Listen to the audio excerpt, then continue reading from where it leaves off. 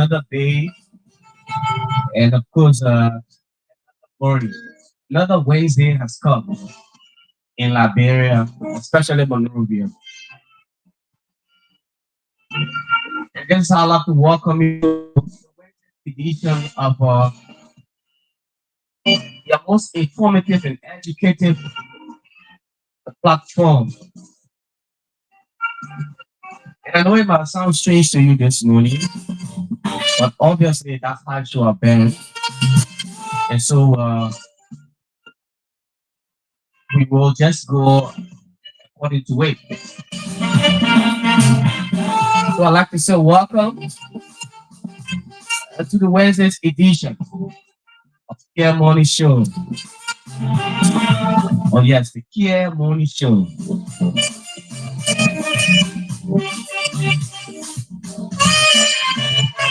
While you bet I'm here together, let's have ourselves a wonderful time discussing issues of national concern. And this platform, like we've always said, is exclusive a non-governmental platform, especially the institution. We owe no allegiance to any political institution. So if you're in Omi County, you're in Great Cape Town, you're in Bapolo, Magidi, you're in Bong, Rembasa, Nimba, Lufa, Riverset, and of course the rest of the other counties. I'd like to say welcome.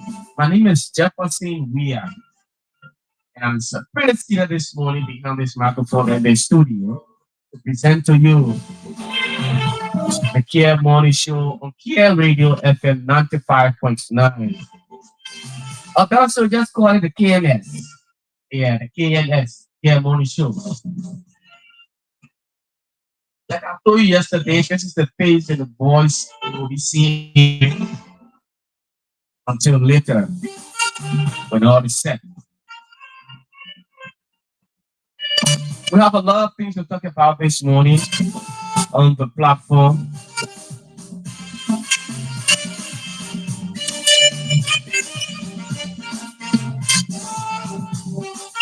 You know, yesterday we began a conversation.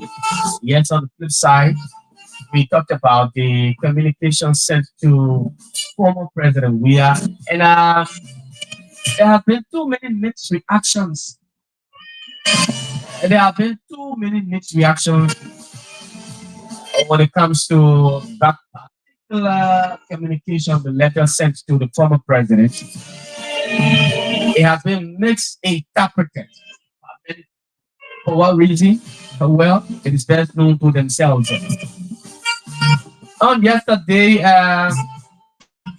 but prior to yesterday, the most publicized September 17 rally that was being posted on the social media by government officials of this current regime. We did not see anything of such yesterday. What went wrong? Uh, we got reports, in fact, from various channels that there was some disenchantments. Yeah. Some partisans of the Unity Party were disenchanted. For what reason? We don't know.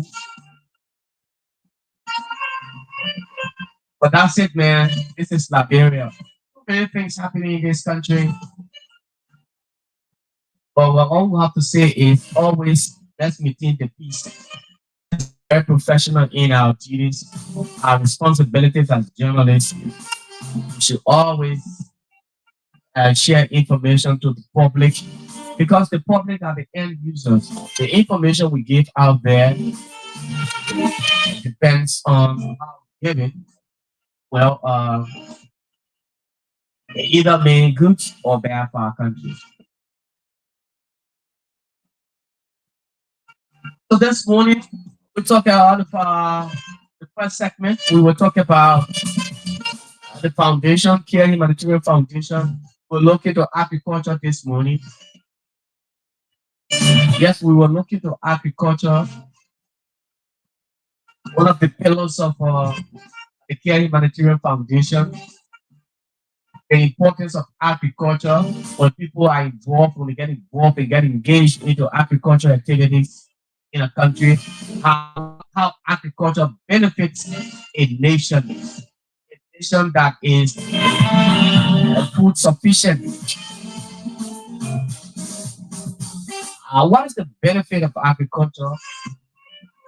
We'll talk about it this morning, especially looking at it from the angle of the Care Humanitarian Foundation. And then on the flip side, the second segment, before we wrap up, we'll also look at the challenges vehicle owners Liberians are facing, especially when it comes to road connectivity. It was through specific light on the Freeport to the Vital to Freeport corridor, and of course, as far as Luala. At those corridors this morning. On the flip side, talk about them here. So be there while I'm here. Let's have ourselves a wonderful time this morning. Again, my name is Jefferson Weah, and this is the voice you'll be hearing and the face you'll be seeing. You can follow us on Facebook, Kear Communications Network, Kear, Kear Communications Network, and also on YouTube. Invite friends, share the live stream, leave a comment as well, and we will look at your comments and read them out for you this morning. But I'm here. We'll take a bath of our theme song and we'll return. We keep the ball rolling and of course go into our conversation. Be there while I'm here.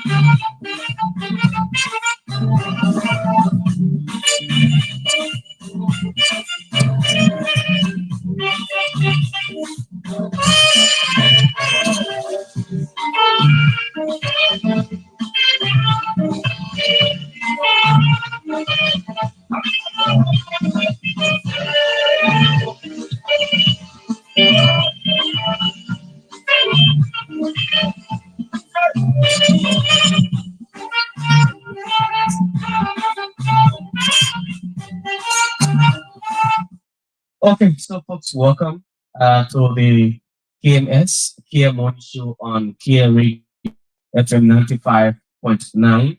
Today is Wednesday and it is the 18th of September. Gradually, September, I mean, is going to an end. Yes, it is.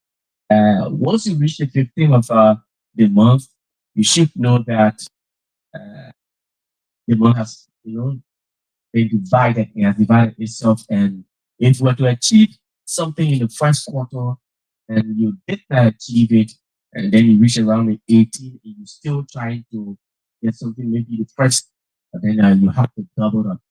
But it's a serious thing. So, welcome. Let me firstly recognize and pay respect to one of Liberia's veteran journalists, a mentor, um, the man who gave me the space, to to prove myself what was embedded within me.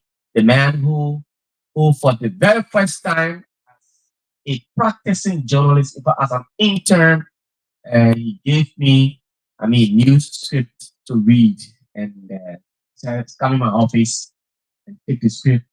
These are the news scripts. Go for just read the first three or four paragraphs." And when I began, when I began to read, and he he said, "Stop there. stop. And he said, that's all, just stop there. But indeed, Obadiah Borges Johnson, a veteran Liberian journalist, uh, who, I mean, I've followed a lot. He has been a great to me, and I owe it to you today for believing in me, for giving me the space, for allowing me to prove myself. And you know, it's tough, but his toughness is all for the good of the individual, especially journalists. So if you're an interim or you know, you don't never disrespect Obadiah Johnson. He's a senior brother in the media landscape. You know, when we meet at parties, especially we go around these kind of people that will give us direction. You know, tell us, yeah, you can do it this way, do it this way. And you don't know it or don't feel that because today you've arrived and seeing myself behind this microphone on this big platform, and then I'll start to compare notes or myself or knowledge now with talk, talk show hosts that have been there already or journalists that have been. No. That's not how it works. Yeah.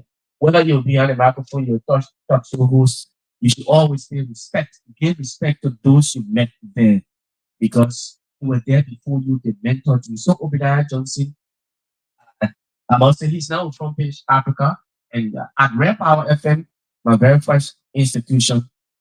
He made me to read news. Yes, he gave me the platform. Immediately I read the news, he said, yeah, put me on the show. Was even concerned as to whether Rare Power was the first institution I worked with. And I said, yes, this is my first time if I'm reading news at the first day. That was way back in 2018. Yes, 2018. And so, Mr. Obadiah Borges Johnson, OBJ, thank you so much. I mean, I'm grateful to you and thank you for believing in me. And thank you so much. I owe you a lot.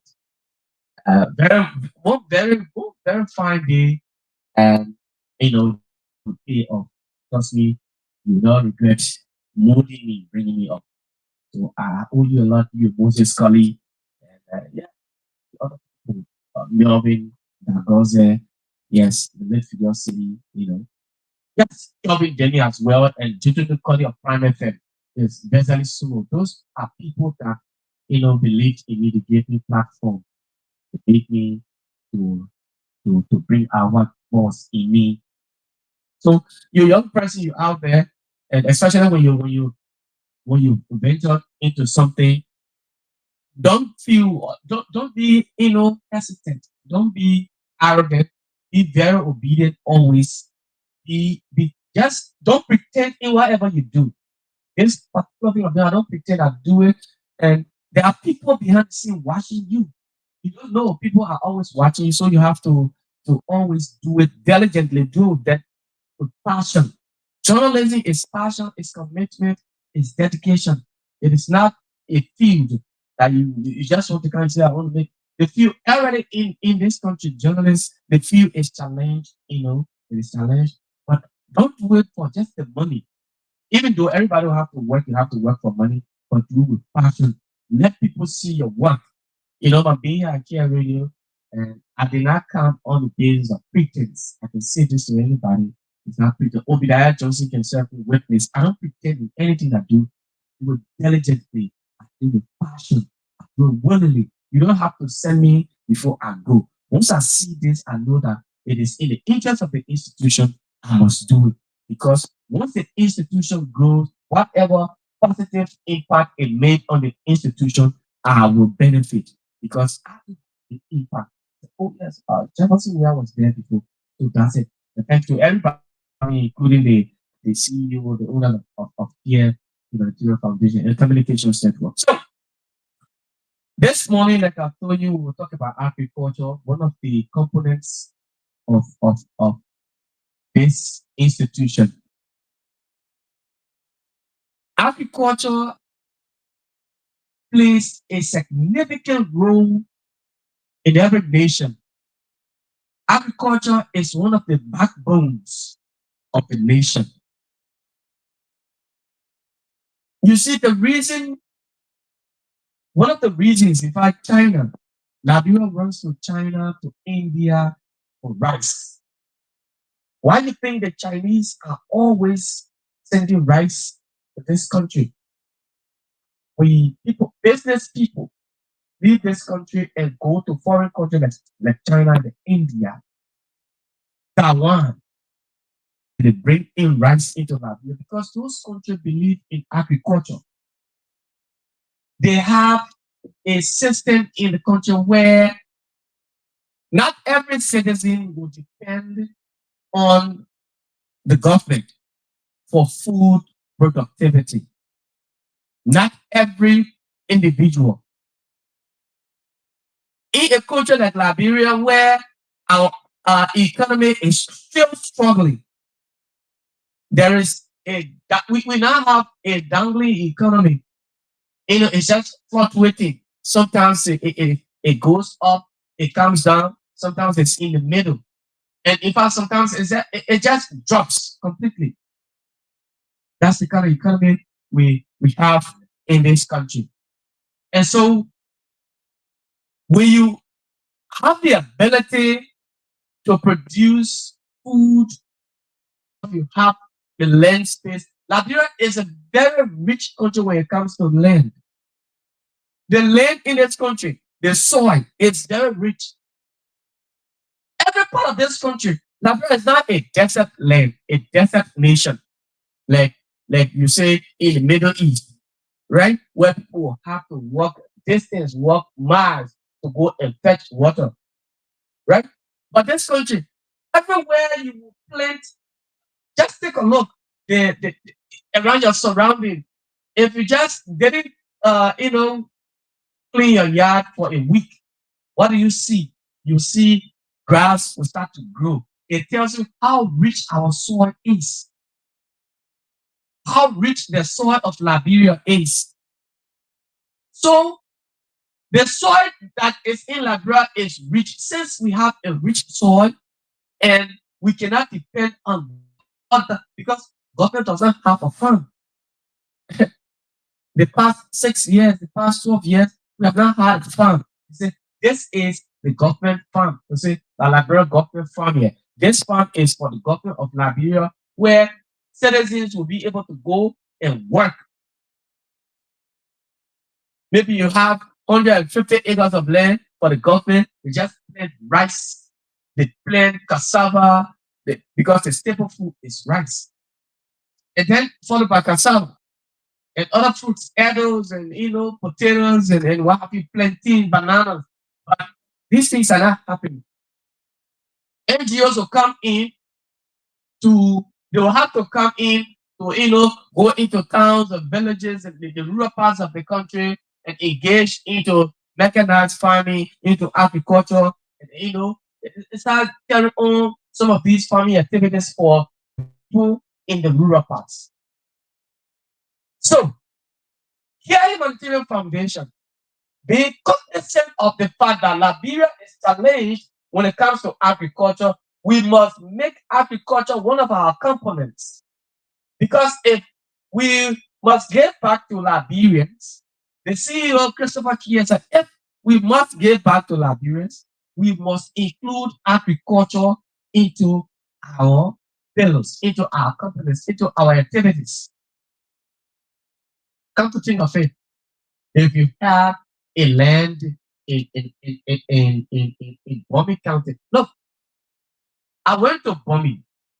When I went to Bombay for a 10 days training uh, in conservation and forestry, and that particular training was, organized by Wildlife Japan. So it was sponsored by the EU.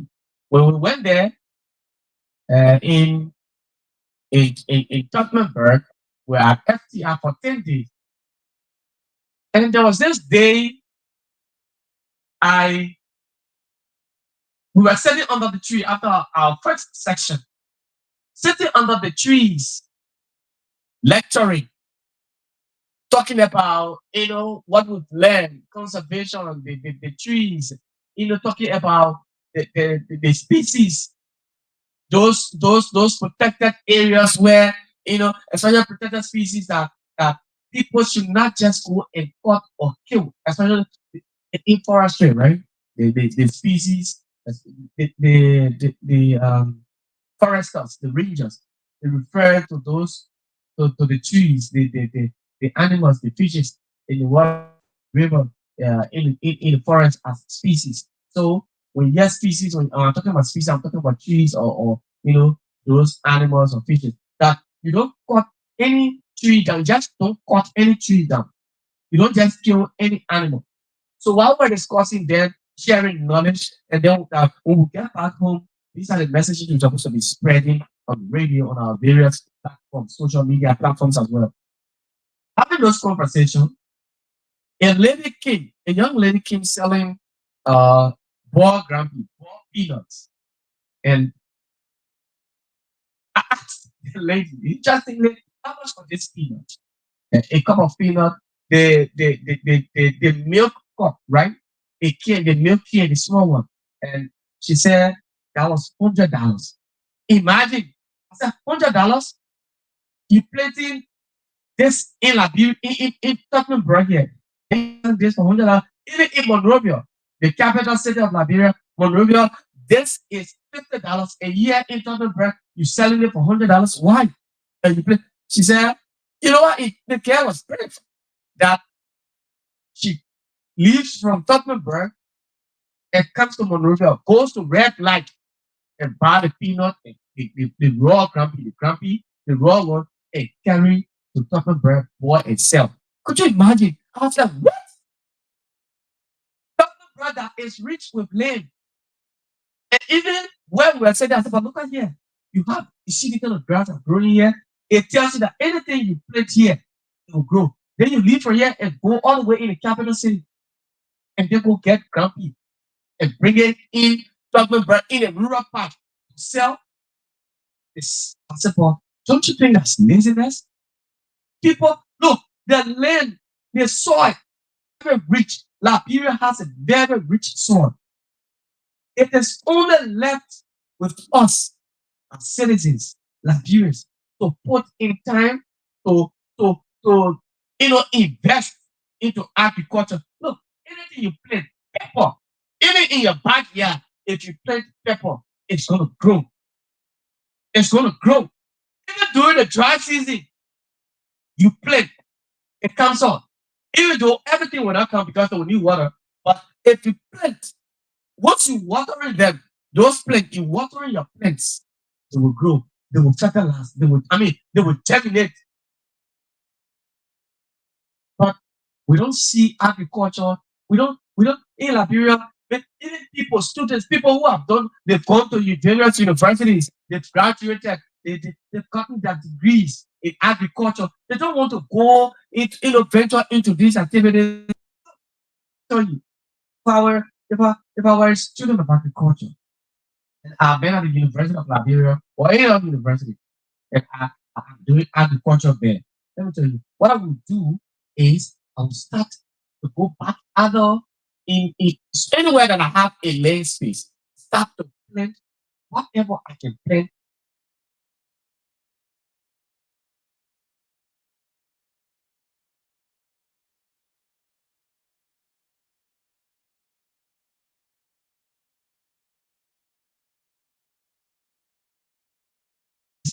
That is a technical field. That is a technical field. Let's get this. It is a technical field. Do you know how much Liberia spent just on rice alone? Importing rice into this country? You know, we leave from this country and go to Guinea for pepper. When we have a rich soil, we have a country that is very rich in terms of resources. But we leave Liberia, go to Guinea for pepper. We go to Africa, we go to Ghana for cocoa. Look at the land, Western land in this country. If the government will decide to say that, well, it's hard time we venture into agriculture. This is the government's farm. This land, we have to cultivate this land and make sure that we plant our own food. We start to produce our own crops. You will not have supermarkets here bringing in those things because once you have a very large farm, government have has a very large. These big supermarkets, Abijale, Right Choice, Stop and Shop, all these supermarkets, what they will do now is they will go, the government will mandate them, say, well, we have our farm. So if you have a supermarket here, you have to go and buy from our farm and bring them into your supermarket and sell. And you will sell at this because, you're not importing anymore. So the taxes will be low. But many people are not seeing this. But Kear Humanitarian Foundation, Mr. Christopher Kear, being a man who believes that Liberia is a country striving to survive, to provide for its people, and things are not happening from the government angle the way it should be, even though we have a Ministry of Agriculture, but some things are not happening the way it should be. I think we should also venture agriculture, wherein people look when you have agriculture activities ongoing, you have a very large farm. It is also another means of creating job for the citizens, for your people. You're creating jobs. You are providing a space where people will be able to go on the farm and be able to work and get money to sustain they and their family. Everybody will not go to the Ministry of Agriculture to go and work. That's why you have NGOs coming in. So, Kear Humanitarian Foundation now is into agriculture. Do you know what will happen when the farm has started or when you have to learn? Look, that's what I said yesterday, and it will be very good. You have to learn. This foundation is into agriculture. You have to learn space, a very big land space. What will happen if you said, we have Mr. Kear or the foundation? I have a very big land space. I want us to partner. Let's partner. Let's go into an agreement. Since I have the land space, let's go into an agreement. I will provide the land. You provide the materials so that we can start, our agriculture activities. You start planting whatever other rice or cucumber or edibles or potatoes or planting. Imagine if you have a very large banana farm or planting plantation. Do you know what they are going to mean for our country? You will not just see only providing, you only making a farm, but what you're doing now is you are bringing people in to what you're providing jobs because you will need people to operate the machines that will be that will be cultivating the land. You will need people that will be planting the crops. You will need people that will be using the machines to water the crops.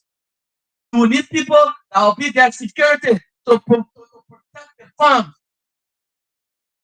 You will need people that will be also on the farm who will be cooking for the workers. You will need people who will be driving for driving workers to and from the farm. That's how jobs are created. Government cannot produce or provide jobs for every citizen, everybody. How many thousands of jobs the government can provide? You think everybody have over 5 million population? The average working people you have. Okay, let's take the age from 18 up, 18 above. You say, all right, from 18 above, we like 3.5 million. 18 above, the people that are capable of working, the government provide jobs for 3.5 million people? No, it is not possible. It's not possible. So when a foundation, when an NGO comes in, it does not come in to say, oh, we want to take it from the government and we don't want government, but government can also partner. Government will also partner with the NGO. So, well, this is these activities you into are very good. Talking about agriculture. Since you into agriculture and we studied your we've gone through your platforms, we've seen everything, we've seen your plans, the things you want to to do for the country, it is a good thing. So, what can we do as a government to help, or to partner with you? What can we do? What can we do? Then the NGO and the government will start to brainstorm. So, well, uh, we have this, we have this. All one government will do is maybe provide all the land space, and also we collaborate to bring in some machines. These are things we do. Or the NGO say, I have some machines here up there, but we want to bring them down. So we'll bring them, you help, we bring the machine down, no taxes, it's duty free. When these things start to happen, jobs will be created. Liberians will have the space, the time to go and work. And they will not have to be depending on government. People will not be sitting home, and by the time the talk show comes on, especially political show, and you see people calling, I call from this district, abandoned district, and I times are hard, the government doing this, the government suppressing all, ever say the government keep the power. No, it would. I'm not saying it's going to cut off completely, but trust me, it will not be a rampant, it will not be at a stage where you have everybody calling every time. Even the government officials, those who will come to the people to read campaign and say, well, we'll provide food aid to the people, we will do this for you, we will make sure we get it. You want to be representative when you're making all of the promises after they shall have won. They providing food, they're talking about, they do not even have time. They don't even think on going to even the Ministry of Agriculture to even have a conversation with the minister. You say, well, one of the pillars, one of my messages I campaigned on to my people was to provide them food. And so I cannot give them food physically. I cannot take rice and buy and give to them. But I want to do is this is the farm. This is what I want to do for in my district or in my county. And so I want you to help. The land space I've already been provided. So I need your intervention, collaborate with the Ministry of Agriculture. But these things are not happening. These things are not happening. So one of the ways Kear Humanitarian Foundation is coming in is to provide food, to make sure that people are food sufficient, not 100%, but at least, and it is involved into agriculture. There are wasted lands, people have land all around. They don't touch them. By the time you go there, you want to do something. Oh, man, people have stayed in the US for years, for decades. The land are just here. They're not using the land. They're not using the land. Grass have grown all around. You have big spaces. You cannot plant in the capital, but you have spaces, main spaces in the capital where the land are just wasted, grass just growing. Growing. People live, but they don't want to come and make use of the land. They don't even want to put something on the land. Agriculture is very important. It is a significant component of any nation.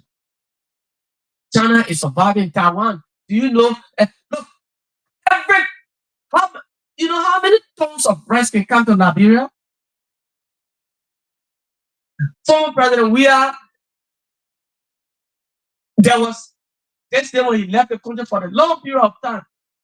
In his absence, people went on strike for rice. 1979, it was because of rice. People jumped on the street.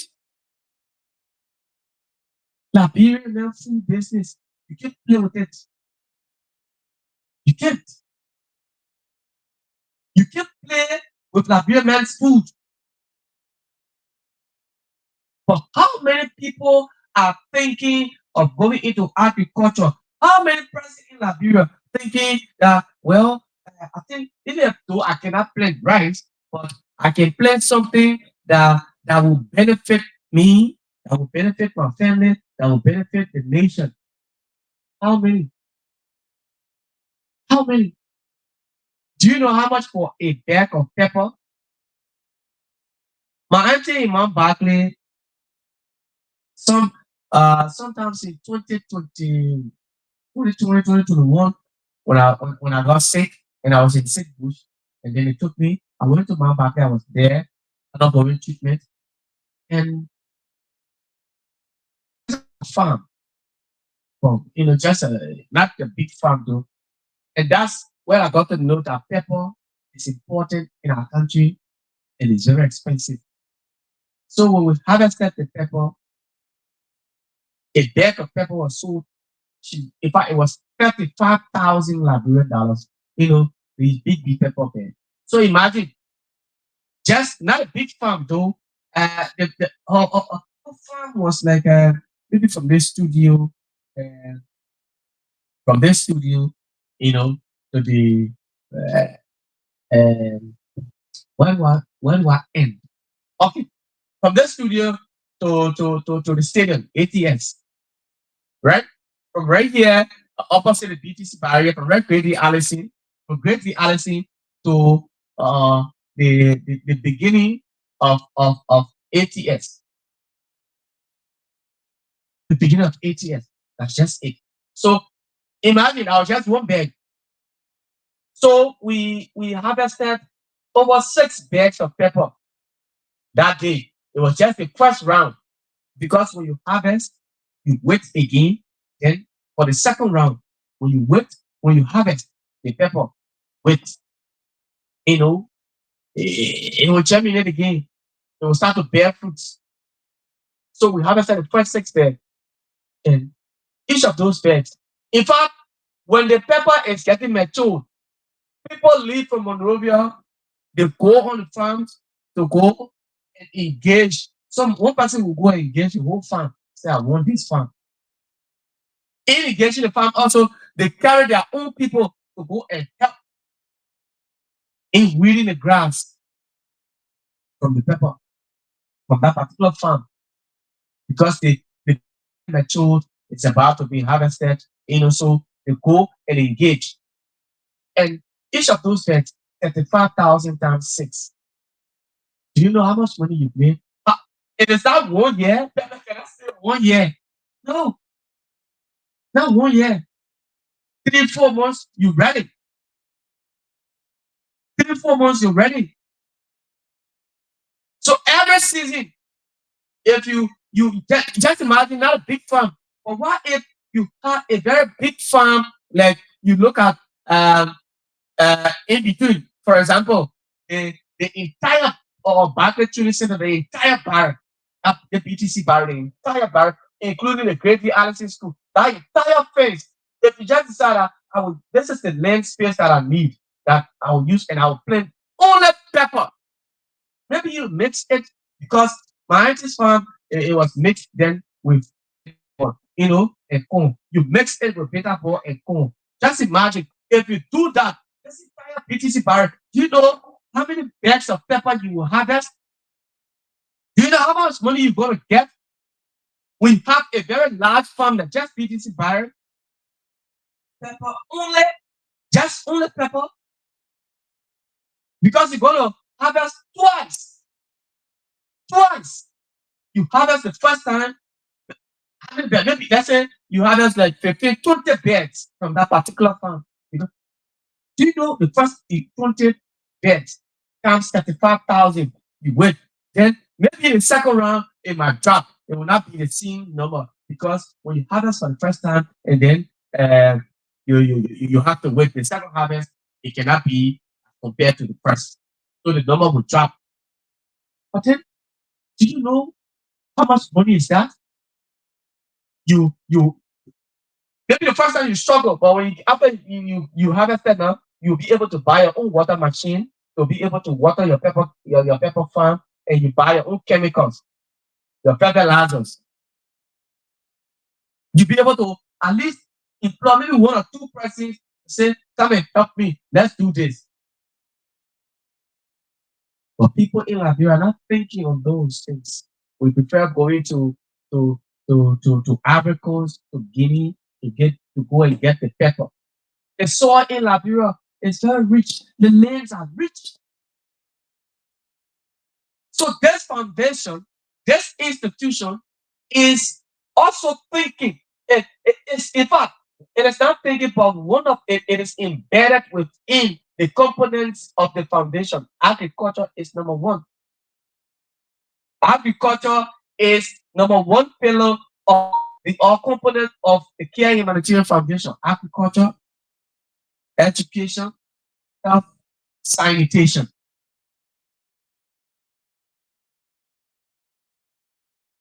Do you know what that is? You have to be, willing. And these are things that I think government, people who are agriculture driven. Simple. I've been hearing about this. And every time we sit here in the studio, every time we sit behind this microphone, we talk about the foundation. We talk the politics, but we don't talk the normal politics that other people would do. Yes, because I know in Liberia now, it has been a tendency where every morning you wake up, every radio station you tune into, you must hear the hardcore politics. Once, I mean, political issues, are not being discussed on the particular platform, people don't have interest. That's how, that's the belief now. It is the belief of the entire citizenry of this country. Many people, 99% of those who listen to radio every morning, they want to hear politics. They want to hear what will happen to the president, what will happen to the opposition, the government, what is happening. Yes, we'll talk about that. But you know what? We lay the basis for you. We tell you the importance of this institution. We tell you the importance of the foundation. We tell you what the foundation is involved into, what it has, come to do for the Liberian people. It is not just to come and talk the politics. We will talk politics, but we're talking the politics. We discuss the politics objectively. That's how we do it. So, as as we talking agriculture, people who are within the government, agriculture ministry, those who are working there, the minister says, well, there's an institution. We're always hearing these people talking about the foundation has agriculture, has this. We talk about education, minister education. Oh, since you eat the scholarship, you eat the this, well, we can partner with you, we can do this. These are things that that will see the forward march of a nation. If Liberia must be food sufficient, we must learn how to grow our own food. We must learn how to grow our own food. Do you think, look, how do you think China, Taiwan, India, those countries, how do you think they're managing? Even Nigeria, who is dependent on cassava, they get a cassava period and they fix their dairy, their eba. But you know what? They eat rice. They produce rice. So all we have to do is have the necessary partnership with a relevant institution. Institution that have come in like here to come and say, well, I want to do this. You partner with the people, get a very and get 250 acres of land.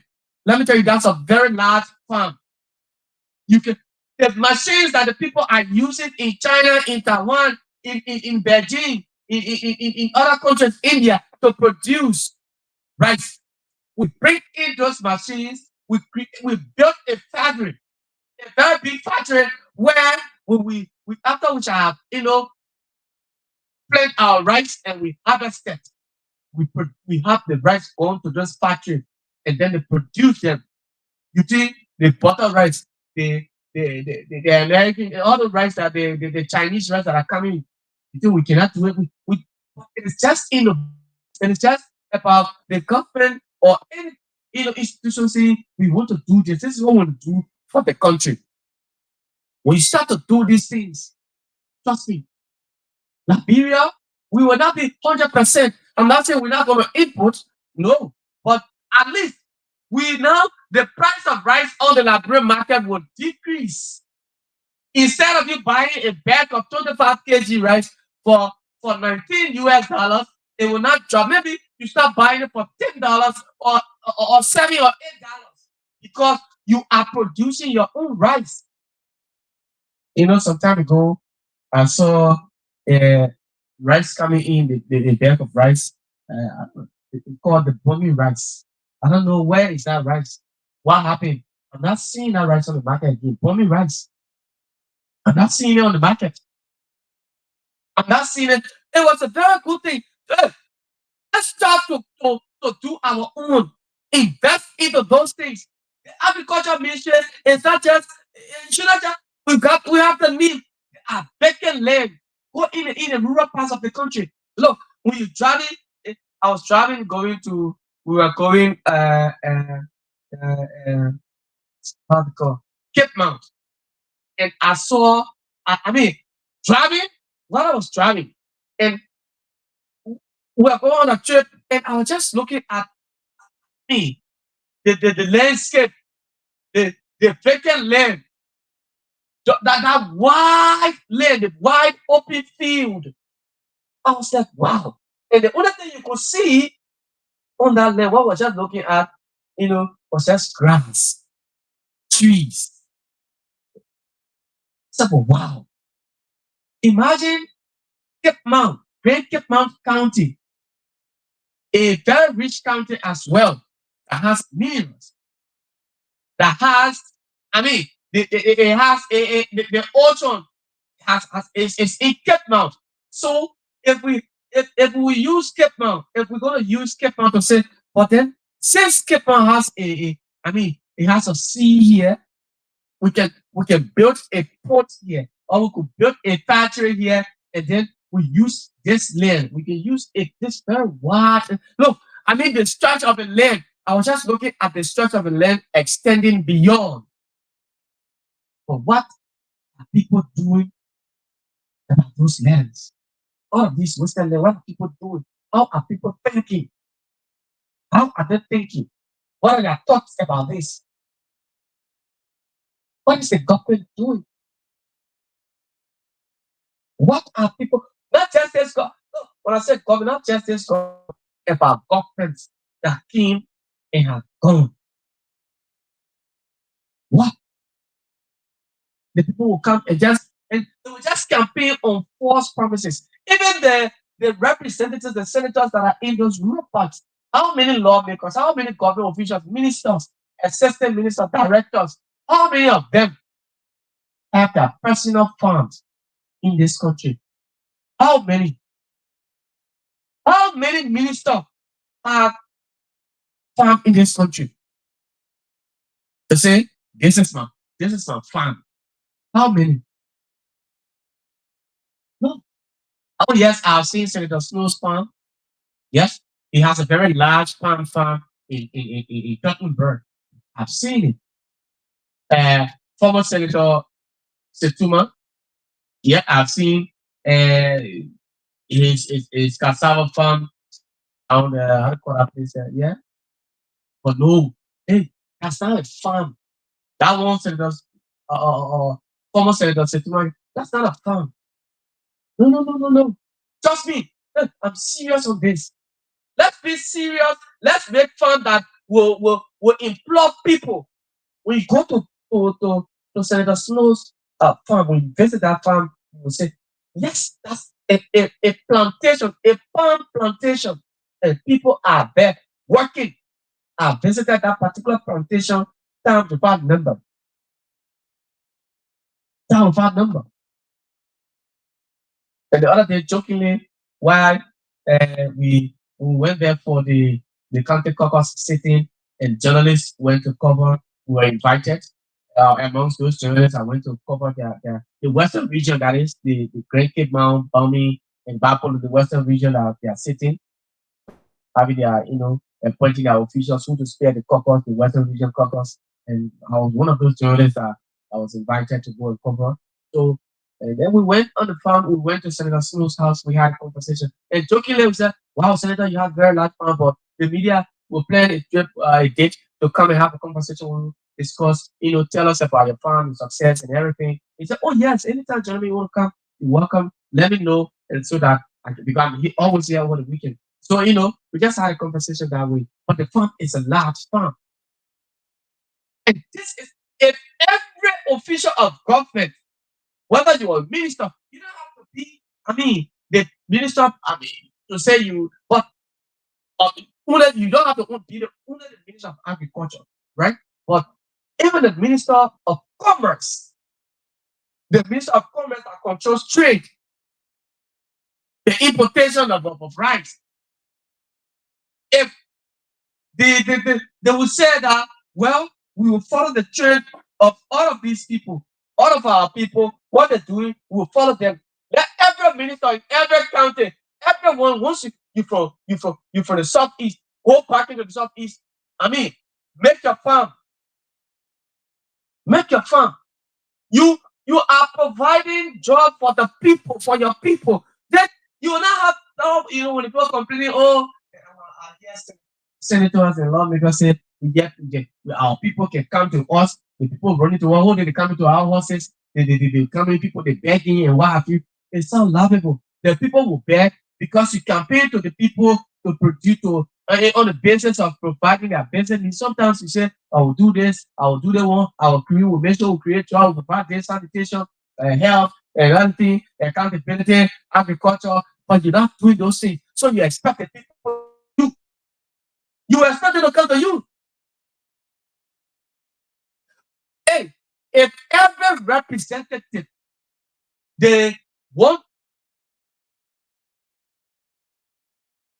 the 103 lawmakers, everybody would just go back home because everybody lives on all the lawmakers from whatsoever. But if you check out all of them, the 73 representatives, the 30 senators, almost all of them, but now you almost for every one of them, they in Montserrat.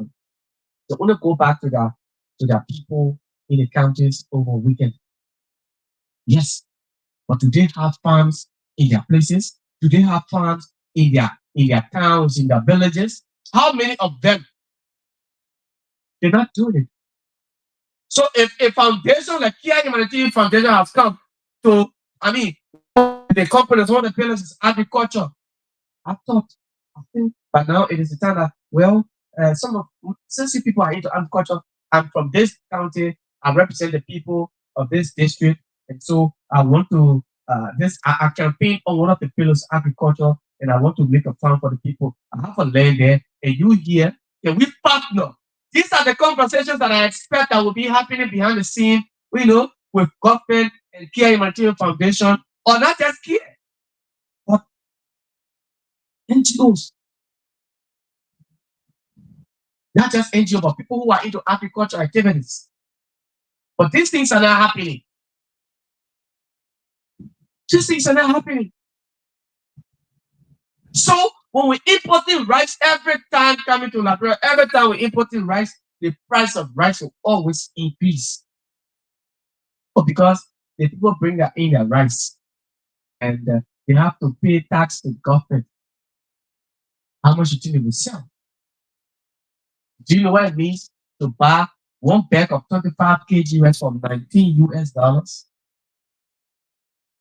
3,500, $3,600 for one bag of just 25 kg rice that used to be before. Let me tell you something. I can still remember former President Taylor time, even though his government was sanctioned for a bag of rice never crossed $2,000. I can still remember. It did not cross. Did it reach 2,000? I can't remember. I can't remember. And by then, it was bottle rice. China always used to run to China. And by that time, I'd call him the one importing the rice. But here we are. Look, when this government leaves power, the next government that will come, they will bring their own thing. And then another, maybe people, the prices of rice will just come to think of it. If everybody will venture into agriculture, everybody can do. But if you say, I will start to do this, maybe it is half time. We we we we we we we start producing. It's good. It's good, but our people are not thinking on these things. So the Kear Humanitarian Foundation, a Kear Humanitarian Foundation has come that, well, uh, culture is important. The people must be food sufficient. A nation that is food sufficient will not struggle. You will not have complaint. Look, I bring man food, but you don't feel better food. The man can eat all the plantain. When he doesn't eat, once you are not eating rice, it means the person not eat anything here. I'm not eating anything. Somebody can eat all the food all day in Liberia, no people. But once they have not added rice to it, trust me. So Kia it's not only it will not only be rice, it's not only going to be rice, but it's agriculture in general. Agriculture is not only rice. Agriculture is not only rice. The production of rice, no, it is a wide field. You have different crops growing. Uh, the national fisheries and aquaculture, it was once under the Ministry of Agriculture. Yes, it is part of agriculture. When you start doing, when you get yourself involved into fishing activities, people are not doing it. But the chicken, we have gotten so much involved with eating frozen chicken, frozen fish. When the cold water fish is very much sweet, very much nice. Even the country chicken, Liberia's own country chicken. But people now have gotten so glued. They've addicted themselves to eating frozen, chicken, imported chicken, even the country chicken. No, that's the country chicken and the, the imported chicken, and you will know. You see the difference. You will see the difference. So agriculture is very important. For those of you who are always listening to us here, those of you who are always listening to us here, we'll talk about agriculture, we'll talk about health, we'll talk about sanitation, we will talk about education. Every day we talk about the importance of Care Humanitarian Foundation, the significant role it has come to play. It is a means of buttressing the efforts of government. It is not a government institution, but any institution that is providing for the citizen, it is helping. Government cannot do all. Don't you? Everybody will not depend on the government. The government will not be the one to give everything.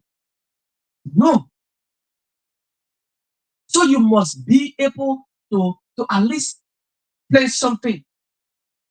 Some of you you have the knowledge of agriculture, but you just don't. No, go and play your little, do your small garden. Look at potato greens. Go where you're running to market. Go see just a bunch of potato greens. How much do they sell it? How much? Something that used to be $5 back then.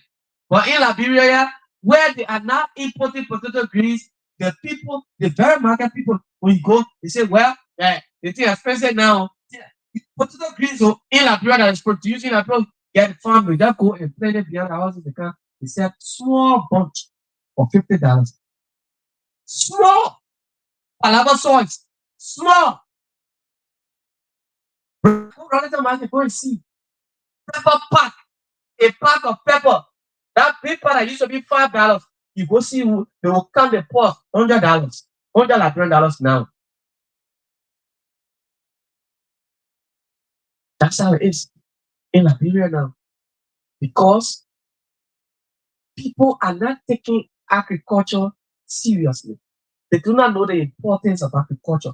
People do not want to go. Everybody wants to come and stay in the city. Everybody wants to stay right in the capital city to be taking telephone and be calling government or call on talk show. The person, oh, people just put money in your phone. They call, oh, The governor doing the oh, the governor doing this. Oh, the governor doing this. Everybody wants to live in the capital city. It's very small. That's why you see the capital now has gotten so congested that when you walk in there, you have to squeeze yourself so that you don't hit somebody. You don't touch somebody. Everybody.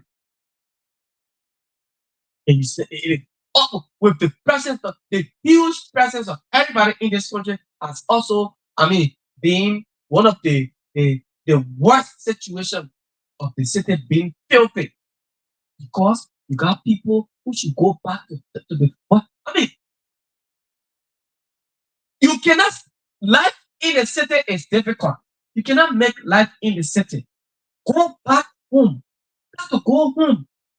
Get into something you can do in your home, in your village, in your town, and you bring it into the city and sell and go back. People from the city will be leading from here. They will come to you in the village. They will even come spend weekend with you because what you planted, they want a particular thing you planted, they want to buy and come and sell. So there are people who are very much. They got people who have they have the skills, the technical skills when it comes to agriculture. But because everybody wants to be in the city, nobody won't go back home. Nobody won't go make farm. Nobody won't plant pepper. Nobody won't plant beta ball. And all those things you don't want to plant plenty, and you don't want to make a farm. The culture rice, our culture rice is very sweet. It's very sweet. And what I ask a question when people start to produce, we'll start bringing culture rice to the market and sell it. I wonder people will buy.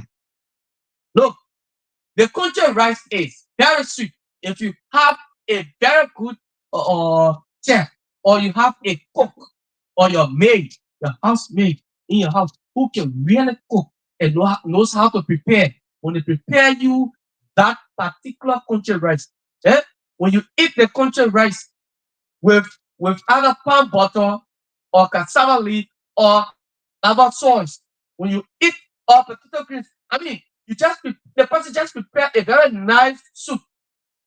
When you eat your own culture rice, you will forget about the butter rice, the imported rice coming from China. Yes, when you eat the culture rice, you will not want. But at, hey, trust me, between you and me, if I just went into my village and make my farm, I said, let me the rice. I'm not changing the rice color. We just pound the rice and then we put it in bag, we bag it and bring it to town and start to sell. Only a few people will buy. Only a few people will buy. Because people say, well, let me come and eat culture rice. Give me no, give me the way, give me the Chinese, the fireball rice, the American. Yes. You live in Liberia, but you're afraid of your own rice. Your own rice. Imagine your own rice. You're afraid to eat your own rice. Then you're thinking whether it will run your stomach, it will affect your system. This country. Well, but this is where we are, folks. I just want to let you know that Kear Humanitarian Foundation, one of its components is agriculture. And so get involved with this foundation. I told you yesterday, always listen to this institution, to this very every morning, every afternoon, every day, listen. Because the time will come when the foundation starts to to give out now, because people will come, oh, I want to do this, I want to, when they start reaching out to people especially when it comes to agriculture, okay, you have it, we want to do this, we want to give people, we want to empower people, when it comes to farm, who will do this, and then you listen, you didn't get that part, then you become a victim. That is, you will not be part of the, the process. So always, I caution you always to listen, to listen. People should let every official learn this. You start to do this. How many of you got farms when the rainy season comes? The people, I told people always, I've told you that the rainy season is not for the poor man. The real city is for those people, those rich people you see, the officials of government, not just officials of government, but people who have money in this country who are potentially wealthy, right? They do not suffer because when the rainy season is coming, what they do, even if their provisions or their food finished from their homes, they get in their vehicle and the rain is heavily falling, it's falling with, I mean, heavily. They get in their vehicle from their compounds, in their car, they come straight and drive to the supermarket, buy their things, their items, go back home. You, the poor man, you waiting for the rain to stop. If the rain does not stop, you either get, you jump under the rain and you walk in the dirty water, go to the market and go buy. In that driver is supposed to eat that day, you go buy them. So you see, no. So you must be true. I mean, be innovative. Be innovative. Learn to you can be here and you make your farm back home. You go and harvest. You come and sell. You know, people can eat cucumber a day. Even me, I love cucumber. The watermelon, the cassava. If no, you know the importance of cassava. When you plant cassava and I mean, you allow it to grow and then it bear fruits good. When you see some cassava, my hands are small, so big. When you peel them and you can dry that cassava, you wash it clean, you grind it, and you dry it. You can either use it for fufu, you can dry it and use it for curry. You can try when you say curry, it can be used also for the Nigerian people food ever. People are not seeing these things. You know what I mean? When you have a very large cassava farm, do you know what I mean? The Nigerians here will go on. In fact, the Nigerians that have their Eba shop, they will be coming to your farm now. They want to buy a whole farm. By the time the cassava is ready for harvesting, they will come and buy a whole farm to make money. But people are not thinking on those things. But the Kear Humanitarian Foundation, thank God for Mr. Christopher Kear for thinking about the Liberian people and adding this to his I mean, one of his plans, agriculture. Agriculture is a key component of the Kear Humanitarian Foundation. So I'll stop there this morning and of course I'll activate the lines for you, those of you in Radio Land, and also follow us via social media platform so that you can have to say what do you make of our conversation here this morning. We're talking about agriculture.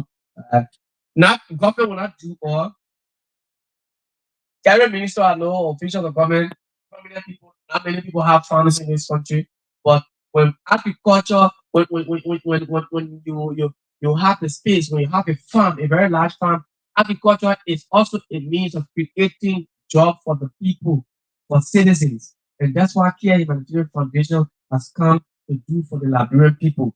0772 758 958 0772 758 958 086 393 184 0886 393 184 and plus 231 886 681198 plus 231 886 681198 are the numbers you can use to be a part of the conversation. This first person, good morning. Oh, we skip up that person. The numbers are active. You can call and be a part of the conversation here this morning. We are talking agriculture. Good morning. Good morning. Good morning. Yes, you're live. Your name and where you call from?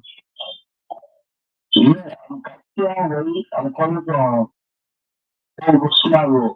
Oh, Rosmaro, guys, welcome. Yeah. I don't know much for the talking. I got my friend. That's why you saying my dear brother, you can life. And now, especially in the country that do not see it, or the years that don't see it, right? It's a good news. The honestly, it's true. This is one of the things we're lacking. It teach everyone our government future. Let us pray in the next nature. When we parent somebody in our country, to not do it, just have a good thing. To do a family. And then have a good family. Yeah. It will be, it will be a very good program for everyone. It will help. For everybody. Pick for where, want to get money, they want to go, want to go down, want to go back, want to go down, together.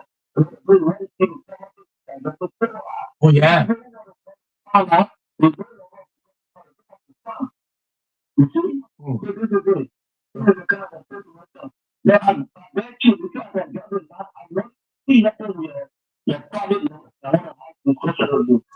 Okay. So you want to take it now?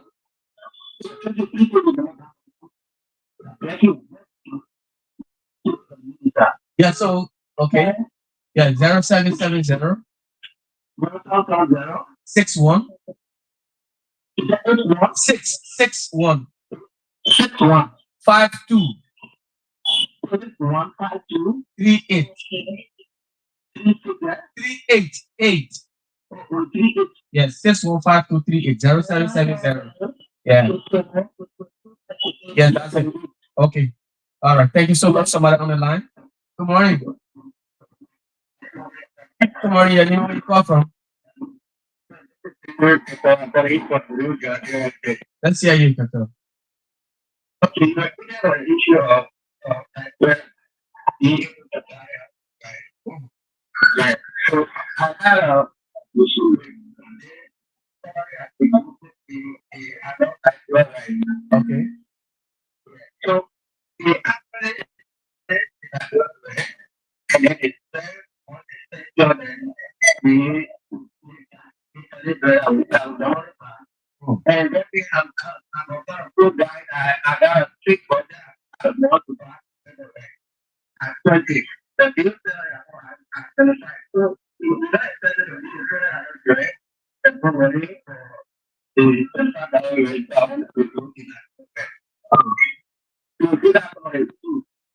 so what? So in this, like now, since the man is selling, because he's the only one producing, since the man, but you don't know what are those things the man using and to produce the rice. He's the only person.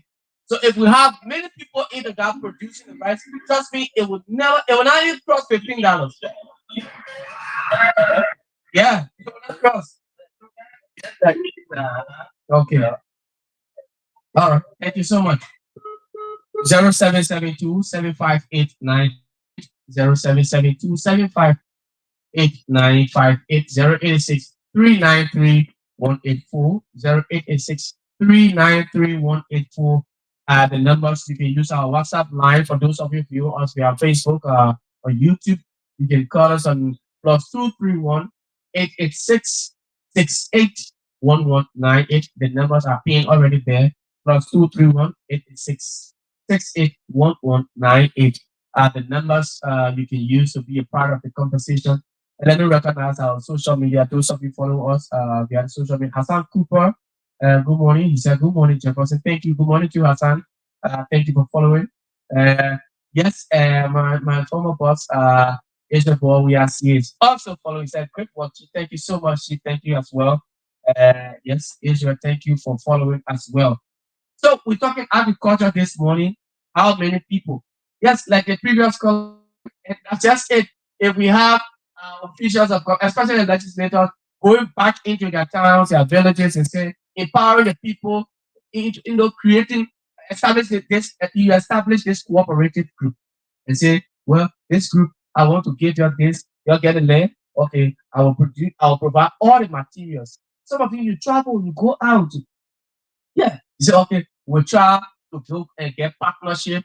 Well, you travel and go and say, well, I have a group in Liberia and they will involve into this, so or we need machines. And then sometimes they will, okay, that partner will give you tractors, will give you some machines to come, to just carry on the work. And it will help the people. You don't necessarily have to allow, I mean, how do you feel, you people, allowing people allowing people coming to your offices every now and then uh, to just give you or to beg you for food. How do you feel? This is wrong. So Kear Humanitarian Foundation is here to give you this, kind of assistance that you need. 0772 758 958 0772 758 958 086 393 184 086 393 184 +231 886 6811 98. Those are the numbers you can use to be a part of the conversation this morning here on Kear Radio 95.9. All right. We're here this morning. So if you call, we take your calls. If you can't get calls, then we take a break and transition to go to our final talking point this morning here on the program, Kear Morning Show or KMS with me, Jefferson Weah. All right. And thanks to all of again, our social media followers. Just leave your comments and then uh, I'll read them for you this morning. But that's it. The foundation is here. You can take advantage. You can partner. You have a very big land space. You can partner. All you have to do, be very sincere. Do not come with favoring and come with sorry to say but lies, and you come with some attitude of you're not you're not sincere. You have to come with sincerity that what you coming to care humanitarian foundation with, those things you coming with. Well, I have to learn, and I started a farm, but well, because of certain reasons I could not continue. And say you into agriculture, come and go and see.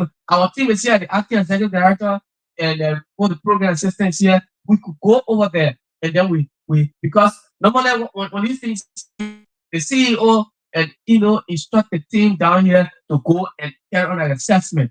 When it is done, say okay, we'll see what to do. It is not done instantly, but see what to do, and then start to work on modalities. So that's how it works. So when you have those things, you have those space, especially the land space for agriculture. Yes, you can talk about it. And let's see. But it should not be a land space where when the process starts, then you hear noise coming up. Oh, you tell her you just go to a single handedly, and because you feel well to do it for your own self. So nothing going on here when the foundation shall have after the foundation now shall have invested into the land and then problems start to come. No. So it doesn't work that way. We don't want it that way. We want a sincere being partnership. Very sincere partnership. And when you do that, it means because you have to be sincere to yourself. All right. So that's it there. On the first segment of our conversation here. We take a break, and then of course we'll return. We finalize our discussion here on the second last.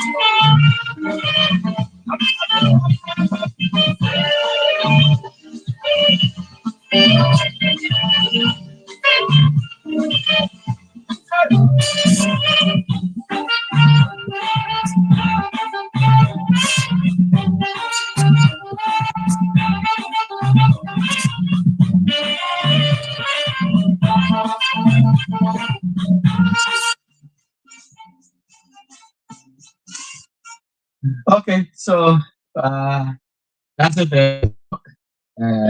We'll stop. And of course, we have to continue, and we have to continue our discussion here.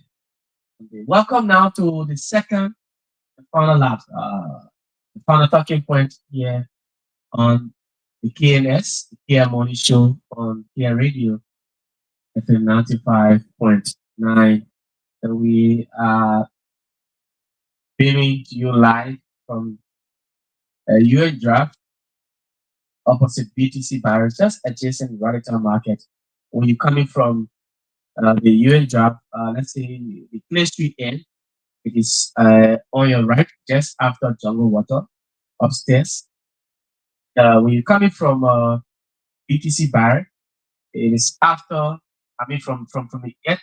When you're coming from the ATS, it is after the stadium for the Radical Market, just after Radical Market on the light, so upstairs. All right. So this is where we are. That's where we are located. So so they always follow us. Okay.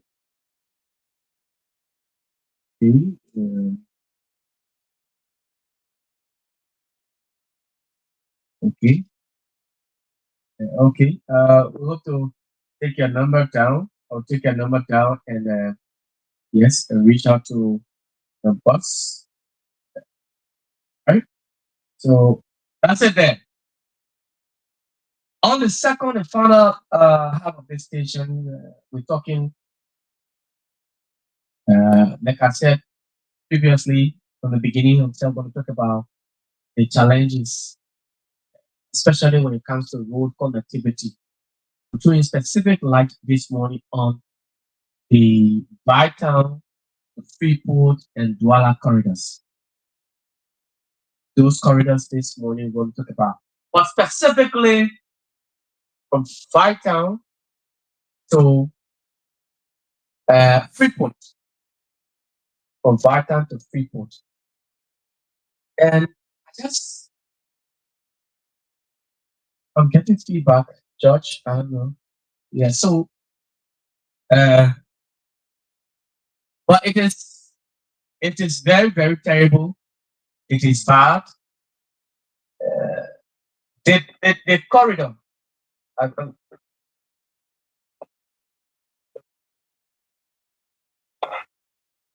So the corridor Bytown to from Bytown to uh, from Bytown to Freeport. So there is this particular spot. I don't know why that particular spot, the water now cannot move. The water can't flow any longer. It has been there for the past month. For the past months, that particular spot, Petty Town, between Clarendon gas station, Liberty Investment compound there, that is it Nakam distillery? No, not Nakam, but what does that mean? They have one distillery, there, one liquor factory there, right? To Petty Town, Prestige Motor. That particular corridor, that area, the water now cannot go. Coming from leaving from Monrovia here, Monrovia side to go. The water has just set over there and it has made a pool. It's not going or when the rain falls, it gets more deplorable. The road gets more deplorable, causing vehicles to get stuck over there, to get stuck in that particular. There are big holes now over there. If you're driving and you're not careful, you're gonna get stuck up. So what the drivers now do is to take the opposite lane. They take the opposite lane, the lane from the Freeport to come to Monrovia. Drivers use that other end. Even if you have your Jeep, I've seen the other day a container fell in our water back to Petty Town Junction. A container, 44, 24 container fell there. What would have happened if vehicles were using that particular moment the container was passing over there, it fell? What would have happened if there was a vehicle beside that container? What would have happened if not just one vehicle, but vehicles, keke and bike? Because the keke riders they take risks too. They pass in our water. Taxi drivers, commercial drivers, they pass in our water. the bus drivers, they pass in our water. What would have happened that day if at that particular moment they continue fail? What would have happened? The water is not flowing, it's not even moving. It's not moving.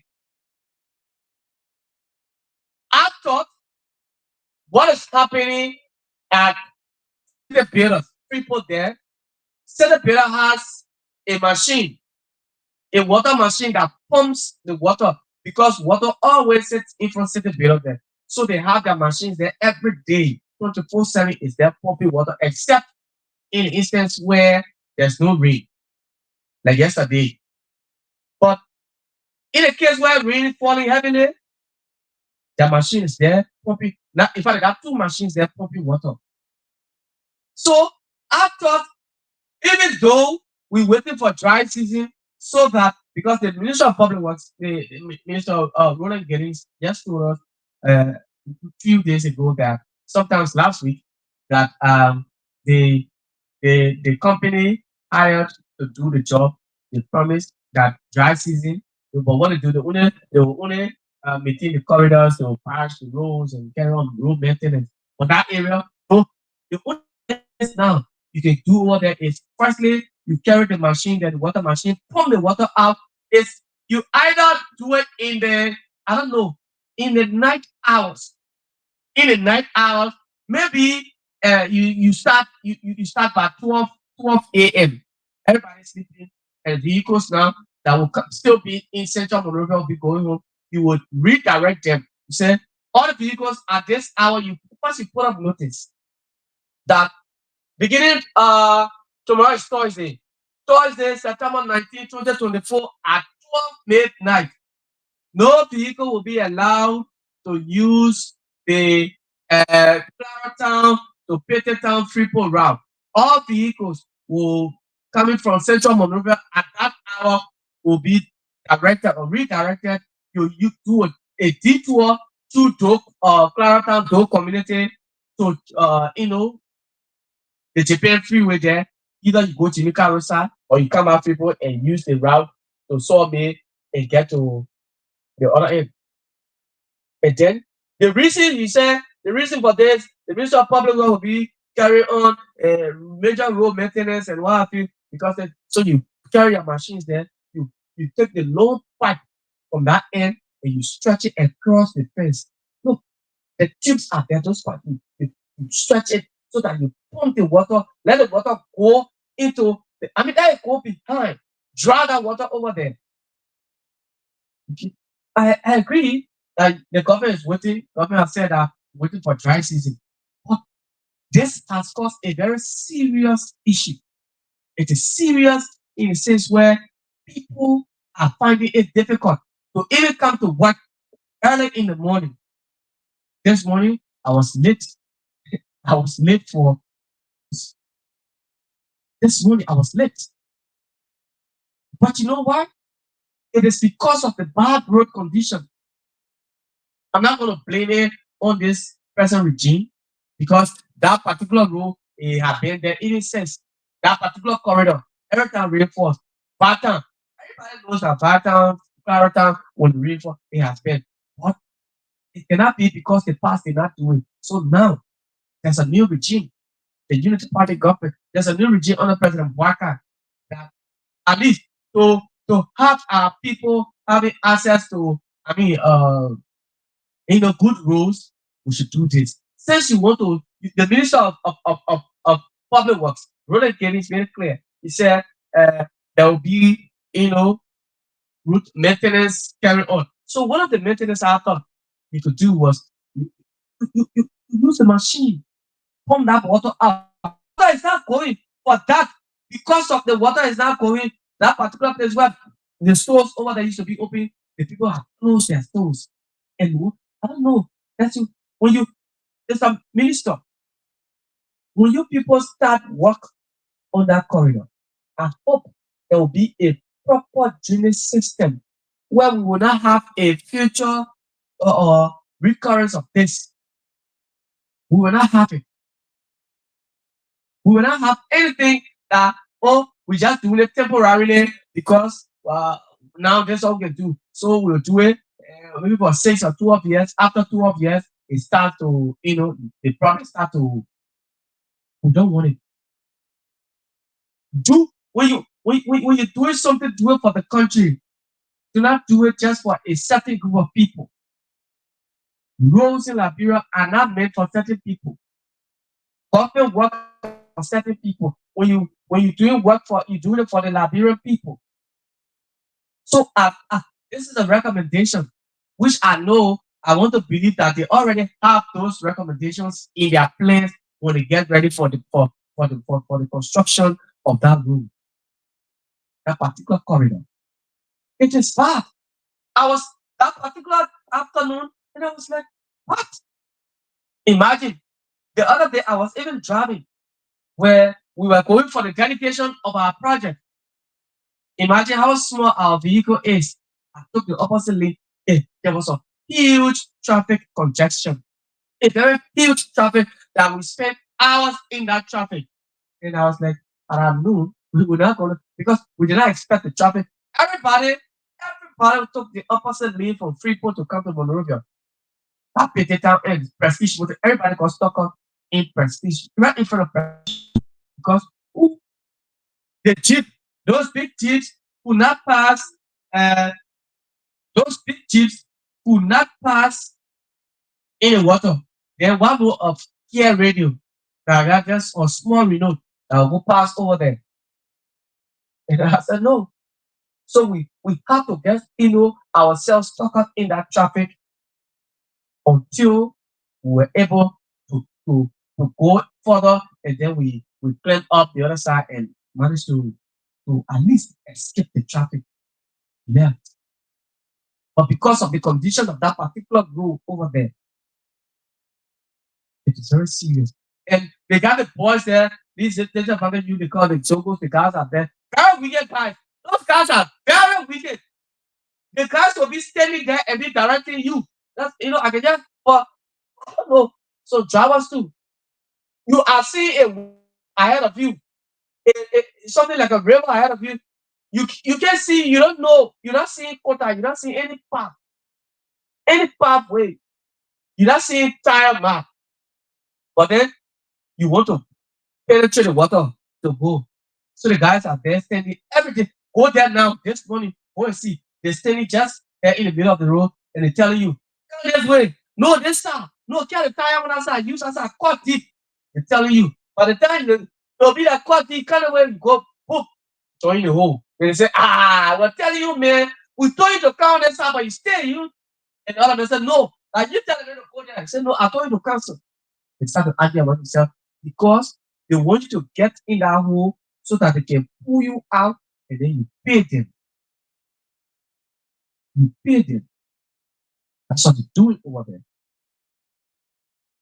But I don't believe the guys. Do you want me to shift names on there? No. It is because the road condition is very deplorable. Because people who should be taking responsibility, government should be looking at these things to make sure that our people look the issue. That's what I said before. Those people are calling them freedom fighters. They came in this country. They damaged this country because how can you look at your road and you send it grenade, you send it every kind of things, more mortar on the quota, boom, to do Baka, send it boom on the quotas for all the roads. And then Madam Salif came 2005, 2006, she came, and this, they did the road, but the roads were not up to standard. The thing is, I don't know why the people will always come and do substandard things. Substandard. Oh, the Babagida Highway. How many of you know the Babagida Highway? You don't know. The Babagida Highway. That highway from the road going straight to Great Cape Town, going to Rubber Sports, not Rubber Sports, but Port Water South. Do you know how many years since 1975 or 73? I read, and this just told me people who were here back then, who were part of it. In fact, that road the simple bridge from District 17 going up on like that road since 1975, 73, 75. But it is very strong. It is changing now. But go see the road from Clay to Bravo Sports Junction. It is better. It is far better than the one on Sanitary and Port from Freeport to this Vatan. It is better. That road. Can you imagine the number of years that road has spent? So the reason why they just put it around here. So the reason even the Central Monrovia, all the roads are damaging. All the roads you have to take your time. Look at Galley Street, Galley and Benson Street intersection, Galley and Kear Street intersection. You have to you drive it in the city as if you drive it out of town. But that corridor, it is bad. I'm still up until now. I'm still thinking, what if I mean you have vehicles moving along that particular continuum that day, that afternoon. What will happen? What would have happened? Do you know what would have happened that day? But still, as it is, we still have vehicles. Oh, this morning I was on the bus and we passed in our water because the traffic started now from Prestige Motor Garage, the last gate, LPRC last gate. From there, the traffic started from there, and we were just like city because the people from Monrovia going Vatan, I mean, or going Douala, going uh, Bannersville, they took the opposite lane. The people from Douala coming to town, from Bannersville coming to town, they on their lane though. But so I mean, there was a traffic because all the vehicles using one lane. All the vehicles, those coming, those going, use one lane. There was a traffic. So the bus we're in, we had to take. I mean, I was in our water like, wow, the guy driving, but he just bouncing because he was not even driving slowly because there was a threat that the bus got stuck up or just go jump in one of the hood. So the bus ahead of him, he was just following that particular bus. But as we're going, we were bouncing, our heads going up, coming down. Just imagine how deplorable, the roads have become in this country. We should not be talking about roads in this country anymore. As old as our nation is, since 1847, we gained independence. We should not be discussing roads. But because of our own selfish interest, we damage the country. Because of some other personal gains, we damage this country. Look at what's happening. Just imagine if we in Monrovia, in Montserrat can be having these challenges. What about the people in the southeast? And yesterday, I listened to the Minister of Justice when he went to he was a mega regular press briefing, and he said they lifted the suspension on Western Cluster. They lifted the suspension on their road user permits.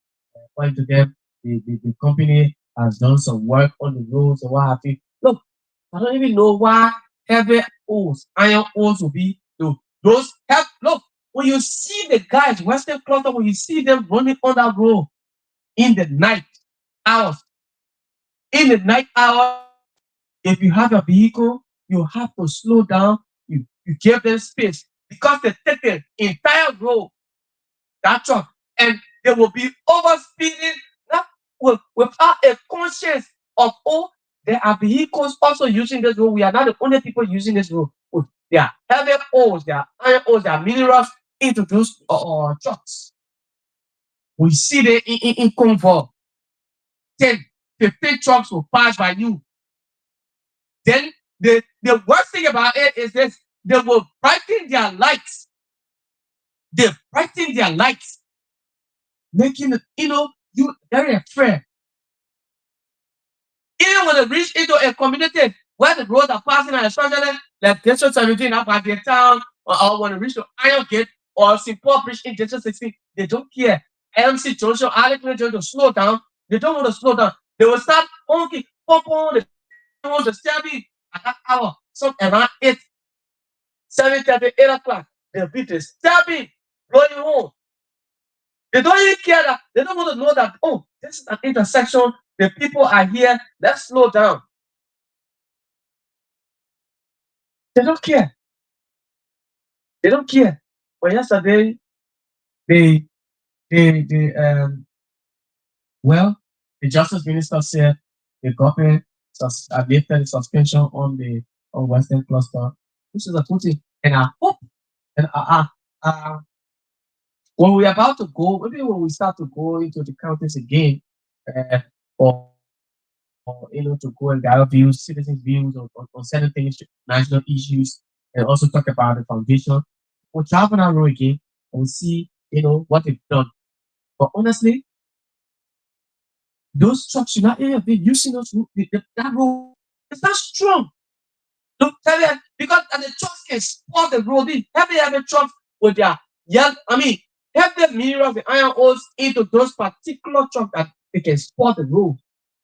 Even the same truck, Johnsonville Road, you know how the guys can run these trucks.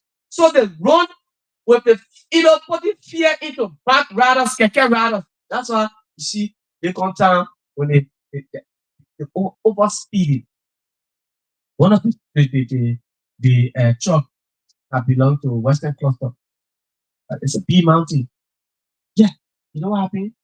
On that bombing highway, they dragged the guy in the motorbike, they beat it, and the uncle.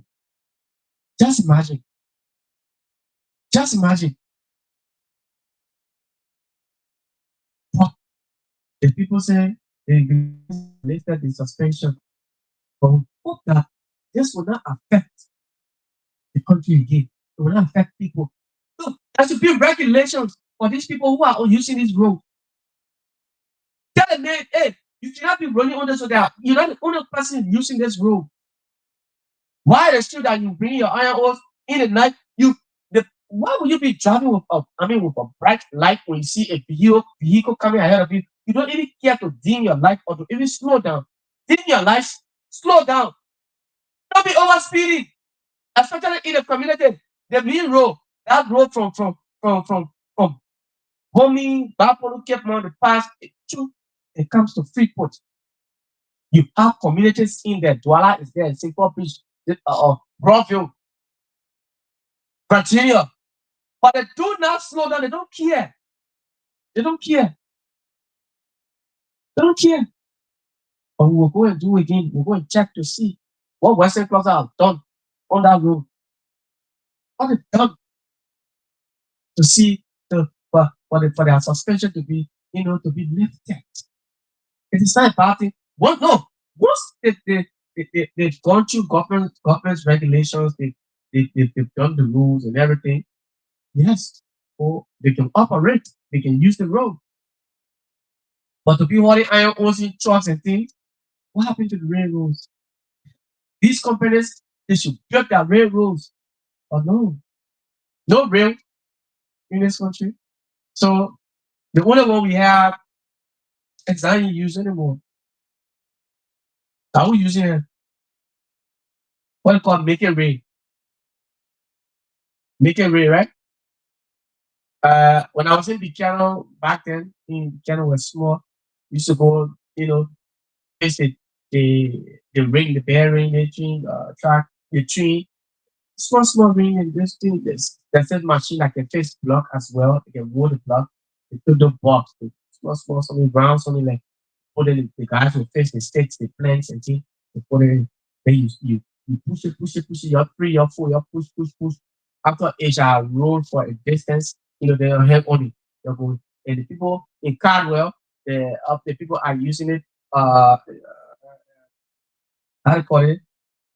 It's a cheese lumber. You know, yeah, they're using it. They bring it all the way. They're bringing it to that make it rain. They bring in coal. They can pour coal into it. So the truck, I don't know, the minerals are being brought at the port of Monrovia with those heavy trucks. So they are the ones damaging the roads and damaging our roads.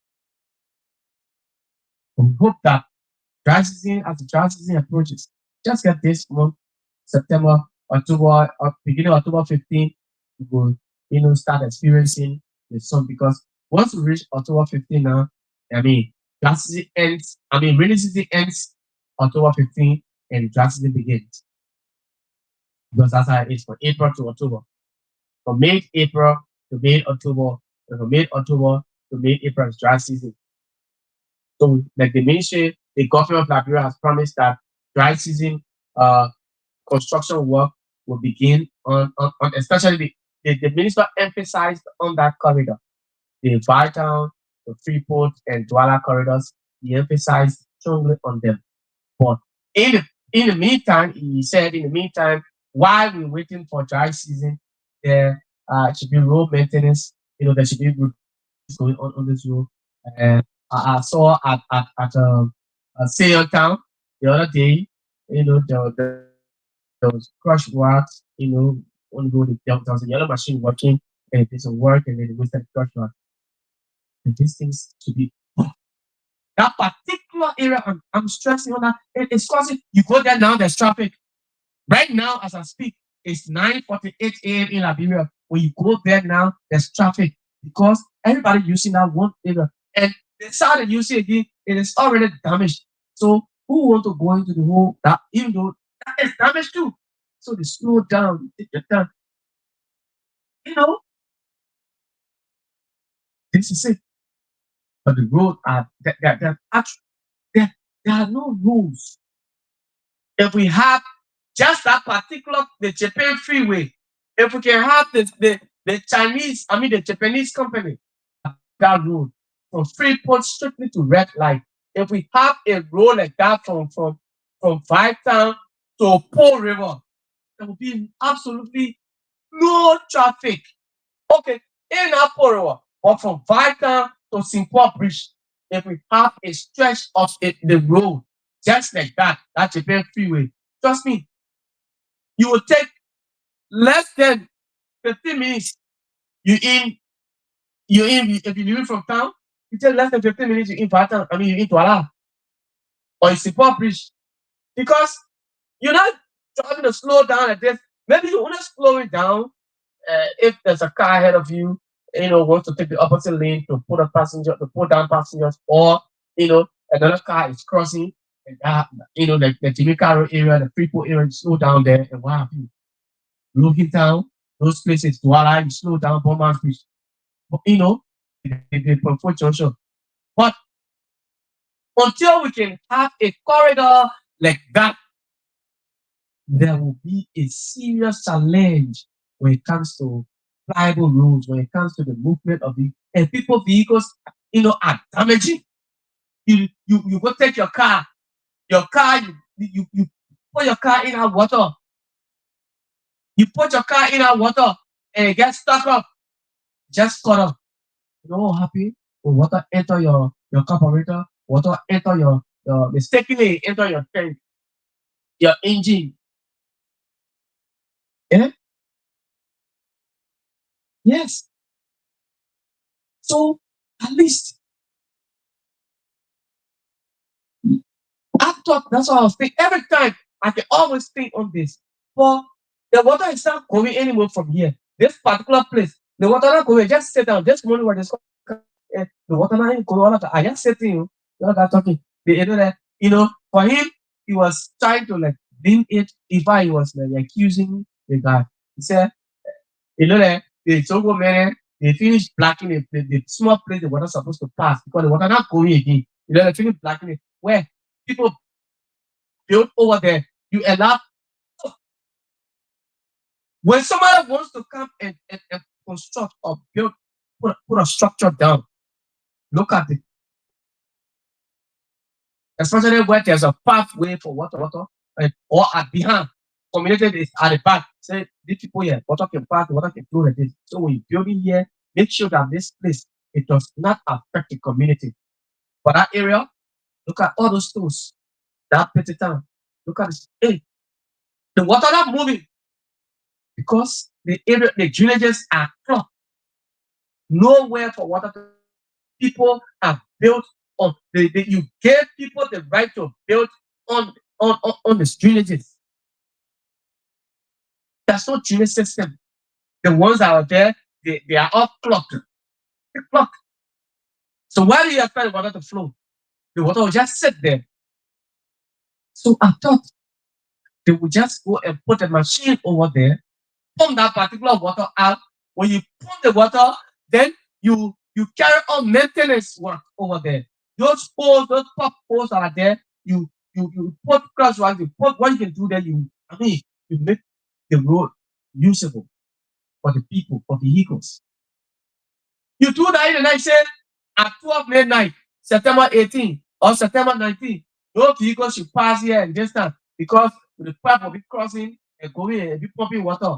You pump the water from over there. You spend that it will not take you 3, 4 hours water over from there.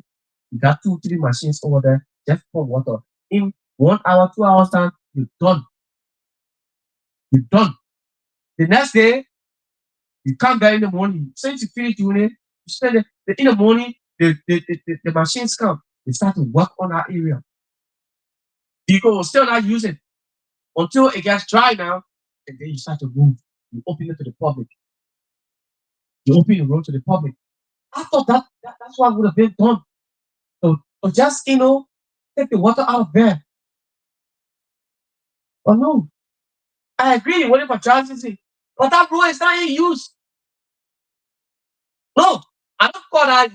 I mean, usable road because one car can pass there. So it's not in use. It's not in use. I challenge even the Minister of Public Works to say he won't pass a vehicle. He just won't use that to pass over there and go. When when when officials, those who live in in the Brockville belt, you know what they can pass now when they come in? As soon as rich people they take G2 or food, they go past through the community and come to Clarendon and then they come to town. That's how they pass. They do not because that place. So when they coming back home, they can't even pass or they pass through the community, get to Timika Road, and they go. They go. Well, you expect a minister to pass over there? No. To pass in that water with a car? No. No. So what more about the commercial, the people who get a small cars, the taxi drivers, the keke riders, the pimping riders? Hmm. It was because of that whole the continue the passing and some of the continuous trucks, very old trucks. You see the truck old, the tires all finished, but they still carry 44, 24 container. Yeah, they're still doing it. Still doing it. So at the end result, even today, that's what I said. Like anytime I reach over there, I was like, wow. I will all be. I said, well, why? What if? What if there were other vehicles here? Because normally, look, you go over there now. Like the other day, a senator was in the car. He said, "This is what I hate, Jeff. I don't let to be in vehicle and then these containers. I hate this thing to be beside me when you're small car and you honor this. But why poking parking?" And I said, "No, you have to go. The people have." But when you reach to a place, the point of the road where the road is not good, and everybody is racking at this, your vehicle is racking, then the container to come there, it is racking. That's that's when fear comes. Because the trucks, those trucks that are carrying the containers are not even good racking trucks. They're not good. You cannot count up to to 20 brand new, 20 brand new container trucks. The container truck, you see that so old truck when you see them smoking, you look at that, you see the tires, some of them the front. So what if that day they continue fell in our water? If there was a car, there were vehicles passing there, you know what would have happened? People would have lost their lives because what look at you when container fall. Just even on a place where container can fall, you know what happened? They don't talk about the truck, that whole car would have matched the people under it. It's bad. Please, I think I want to suggest it's a recommendation I'm making to Minister Ronan Getting. Please, whatever you can do. After it will be very good if you want to just take your machines. If what how to call certain builders Freeport is doing that, carry a water machine over there and pump the water out of that particular place because the water is not moving, it's not flowing again. The water just sit down there, it's going. And that's a major route. That's a major corridor. People are using our road to and fro. Those going, I mean, leaving from here and going, we expect in the past, they'll have to take the opposite lane or the pass through the whole community. Some will be brave. They say, I'll pass in the water. But it's not good. You're taking risk. Look, I can have even the car we're using is not my car. So I can pass in that water. Say, then we used to talk about I get my own car. I will pass in that water. No. So those that are using the vehicle to pass over there, some of you using taxi. No, there's so many taxis you driving. Don't be taking risks to be passing in that water. When the car spoil, you're not the one to feed it. It is the owner. It's the owner. The roads are deplorable. The roads are deplorable. The roads are deplorable. We in Montserrat. What about the people in the southeast? Rainy season from Grand Bassa, Riverside, Sino, Grand Crew, those corridors, Palm Bottle Hill between that Riverside and Sino there, that Palm Bottle Hill. I'm just now imagining how it is as as the rain, I mean, keeps falling at this. Because the last time I went over there, it was in 20, it was last year, 2023. I went there. I went there. It was sometimes in March. So April. Yes, April. It was in April. By that time, the rain had just started.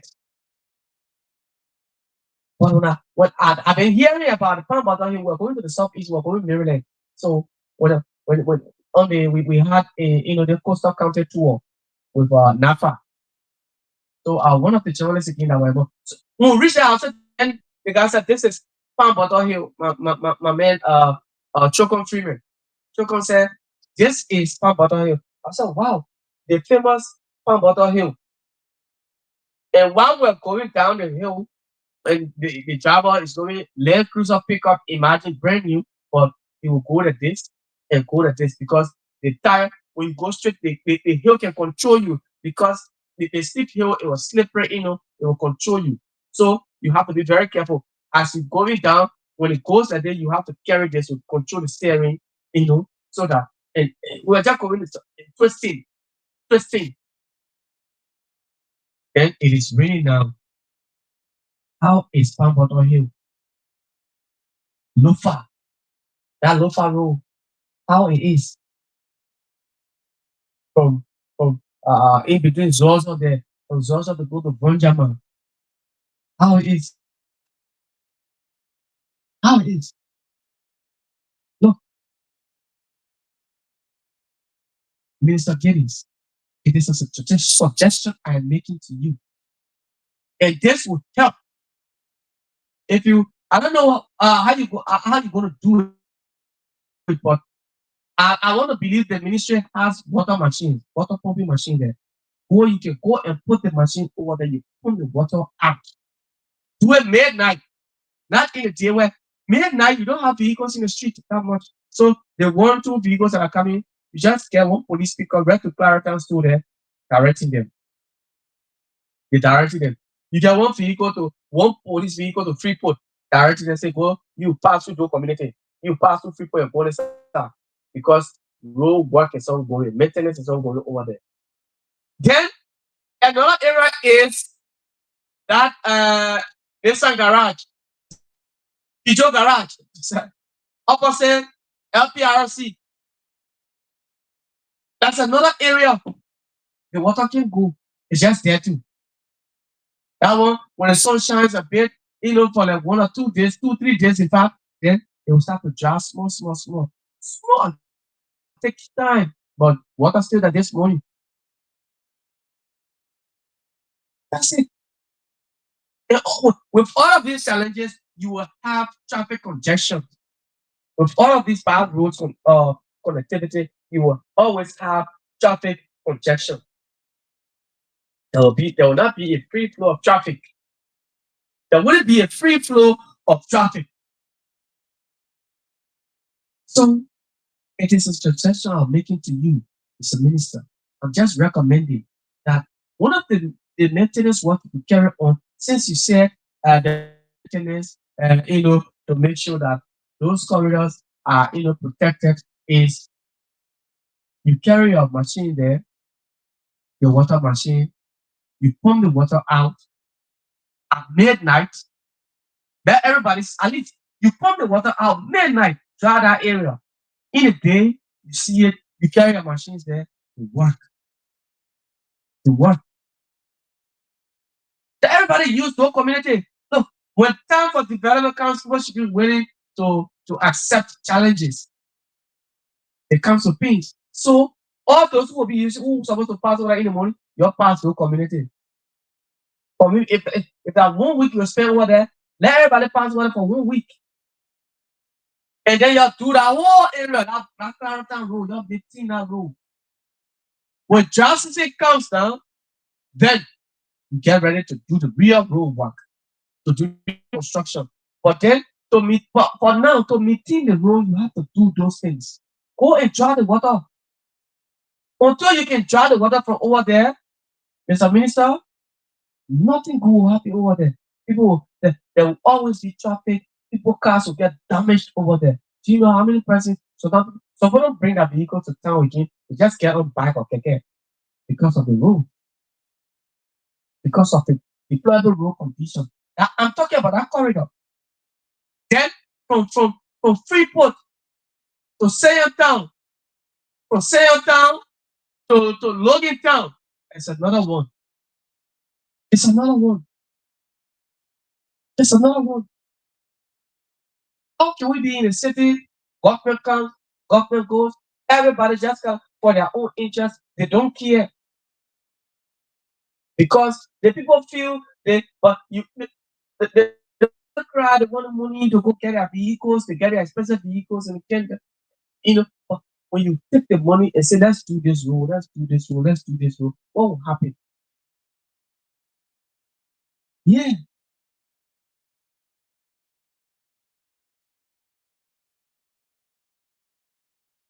yeah. But people are actually facing difficulties. The people actually facing difficulties.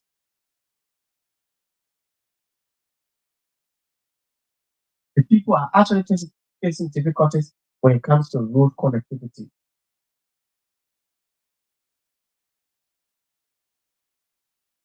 Yeah,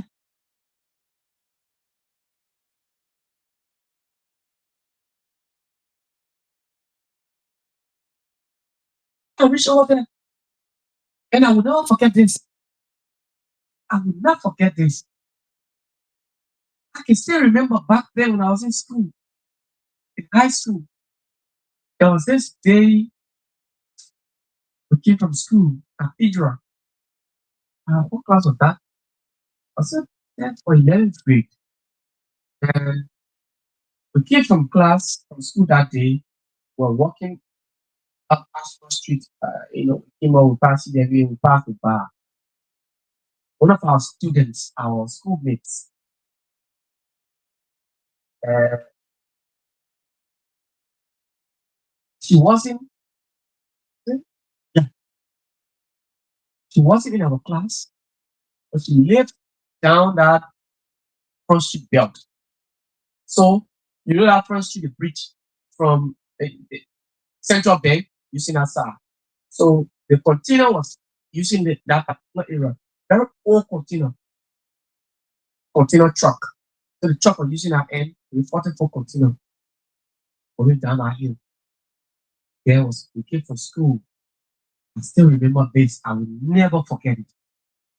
That container fell from that truck, that wrapping truck. It fell from that truck straight and nobody saw that girl until they came to the container from over there. I don't recognize the girl. It crashed the girl completely. So I thought on it when I saw that container fell over there that day, 50 town, that room. When I saw it that day, it, it retrospected to me again. I started to think, what again? What if people were here? If even there were cars, there were bikes, there were tricycles moving along with this container. What if they were there?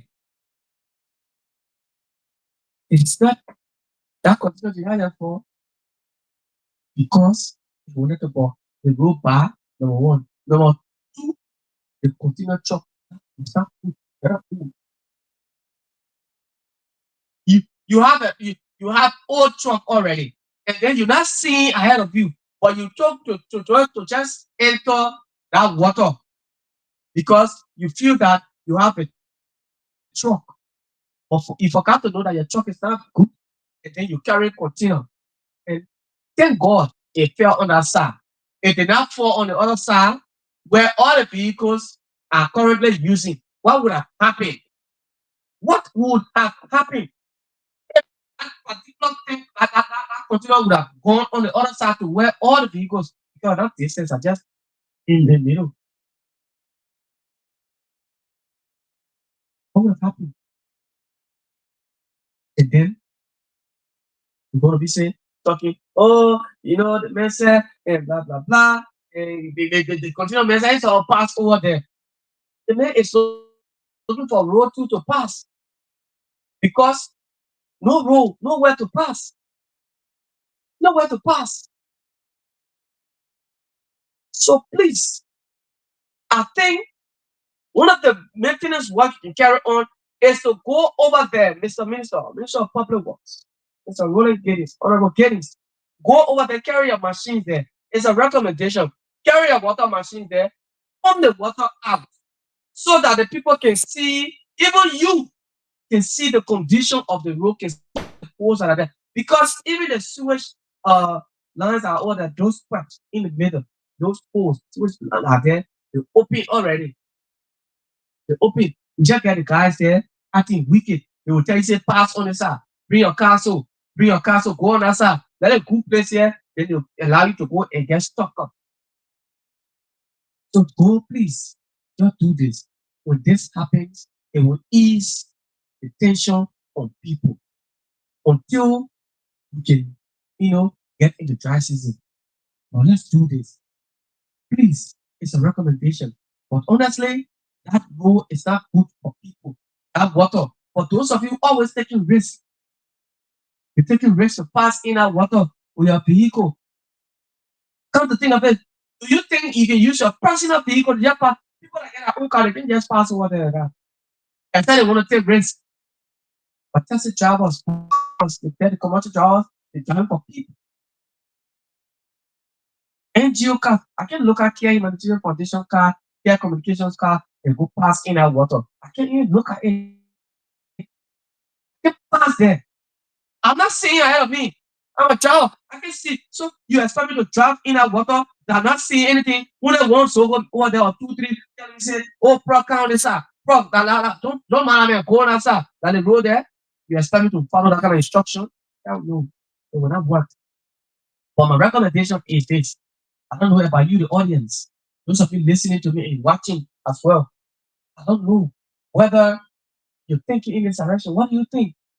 I'm suggesting, I'm recommending to the ministry, to the governor of Liberia, to carry a water machine over there that will pump the water out at midnight, 12 o'clock, have one vehicle stationed at Clarendon Store, you know, diverting vehicles that are coming towards the Doe community and passing through to go to that various destinations. And the people that are coming from Douala, from Banafé, they can use the Doe community into one vehicle also to Freeport, directing. So that in the night, at midnight, you put your lights on over there and you pull the water out. You pump all the water from that place. And the next day, you start maintenance work over there. It will help, Mr. Minister. It will help the people because the water is not going. People are not doing business over there. All those stores are closed. All those stores are closed. But the people are living upstairs. They're there. It's it poses a very serious health hazard to them as well. Even the people in the community, they're being affected. There's a bank over there, SRB Bank. It's affected too.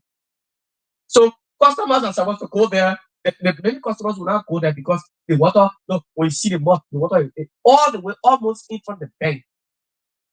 It's almost in front of the bank. I saw the student sitting this morning in the vehicle. I think the bank manager also the vehicle. Yes, small car, but this is it, man. The roads, that particular area needs to be looked at. There's a need. You cannot say you wait for drought until drought season. Do something about that particular place. Don't wait for drought to just come. Do something. Pump the water out of there. At least just pump the water out. And then you go and put some cross rocks over there. Pump the water out. Put some cross rocks over there so that the people can have access. That means that when the rain falls, the water will not set over there again. At least. Well, folks, so that's just it. I will stop there this morning. That's my point. I'm talking about that particular corridor, the Bytown, the Freeport, the Douala corridor, the roads are not good. And Petty Town, that Clarendon, that Petty Town area, Prestige Moto, it is a very, it is, it's a dangerous place now for vehicles and vehicles owners, for pedestrians as well. So sometimes people walking because no vehicle, especially when it rains, you don't have car to go on. People can be walking. You see people walking and walking, stepping in that dirty water going. People will walk from Central Monrovia to Freeport before they get vehicle to go home. Walking in that dirty water. You don't know where the water's coming from, but just stepping in it. It's very bad. Dangerous to our health. 0772 758 958 0772 758 958 086 393 184 0886 393 184 plus 231 886 681198 plus 231 886-681198 are the numbers you can use this morning. We're talking about that corridor, the Town to Freeport, Town to Logan Town, and Douala corridors.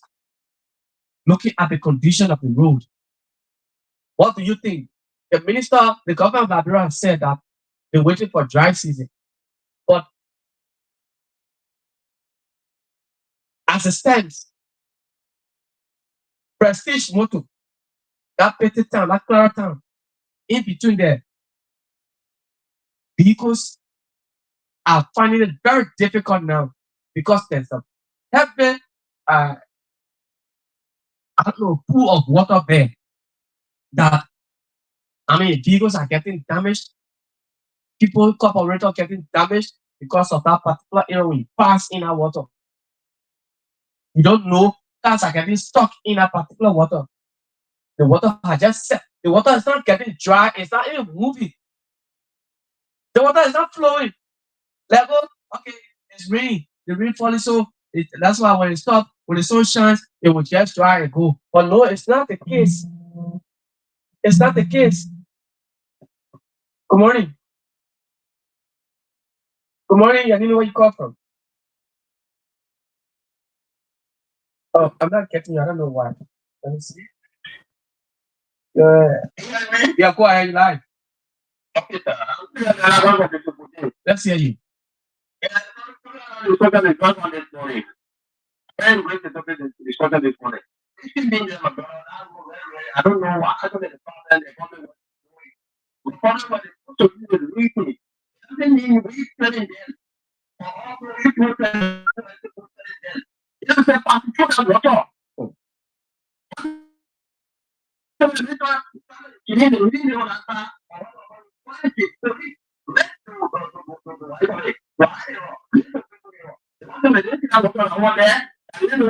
They just pump that water out. Carry machine and pump the water out.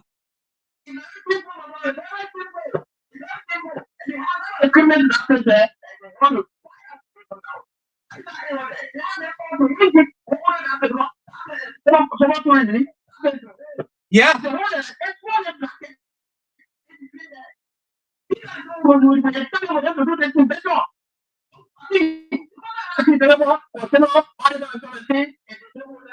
Yeah.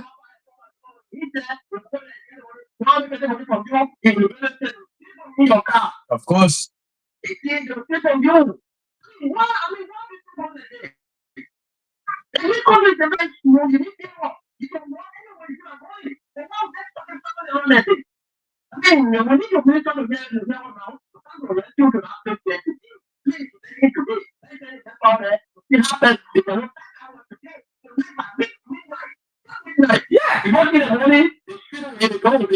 Okay.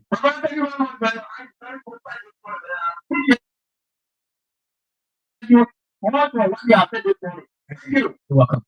0772 758 0772 758 958 086 393 184 0886 393 184 plus 231 886 681198 plus 231 886 681198 are the numbers you can use to be a part of the conversation. We're discussing that to Freeport to Douala Road corridor.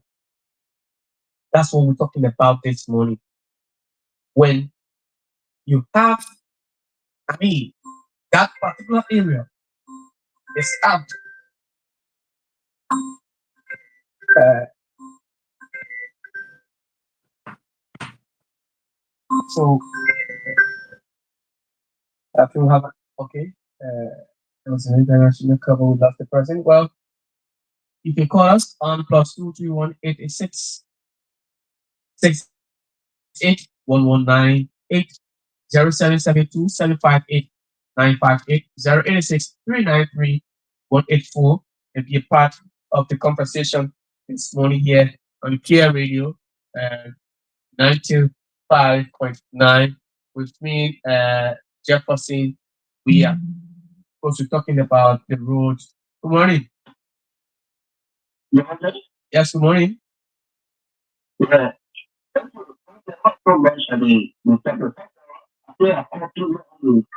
On the show. Okay. I mean, So wait, let's hear. I'm gonna the show, but I don't make my this time around. This year, the core, the second week of to make an impact is that you need some concern. You know what happened is that our own nature, just our stuff from there, you know, to we know that the protect we need to do this and not done. I would just put this straight to the body to talk about. Yeah. Anything imagine so that they trust on their family. We can't let it's not people in the brother. Not at all. We can't see that somebody will bring it on. You know, see that even if you are a driver, you have to be confused. I can remember a strict person. Because one time I come from somebody told me that I went to a basket, my copy, I was going to the hospital. So I see the car there with the bag, keep push up there and do that home. They market, I went up straight. Just imagine. Pressure. Yeah. Pressure. Yeah. The first thing I had to do was there was a man in the car with us. Even when you say you want to find out very, very good, we are is that the look at the Ladura. When I got to the point, yeah, more your own. Because you forget my idea. Very easy time. Very difficult. You can't reach there. Somebody told me to talk about people that are to me, and I told to rescue friends of mine. They decided to do that, to go see that about television. That's what it is. And then got all the about 10 people to do that. I'm sorry, I'm not going to Go ahead, go ahead. tell you the kind of situation we are going through. Can you imagine? We couldn't reach the you know we are men have to the local request, roughly as much as Mm. yes. So we got the kind of solution. And I was sitting already on what is happening behind the scenes. The only kind of big trouble is our people we are touching hard. It's not easy. The last time you see that sometimes people want to plan. They want to spread their foot and all the ground. But if you never continue to that planning all the time to the people, Very risky. sometimes they tell you that crossing the road, you know what I mean? Mm. I rather admire you and let the shower bless you and you. Thank It's you. just that I rather I've been listening to you, even we will feel at least. It should get ears of our people. Okay. Thank you very so much. Thank you so much for always listening. Have a blessed day. You too. Thank you. Yeah, so these are things that we're talking. And we're not just, talking to blast our government to do this, to blast our past and present governments. No, but it's the reality. It is in the interest of the people. Because when look, the essence of every government coming to power is to improve the lives, livelihoods of the people. It's not just to, do what you can. Ruby Cannon, yes, thank you. Ruby Cannon is following as well from Mount Everest. Good morning, Ruby. So the numbers are active. You can call us and let's have a conversation this morning on the radio.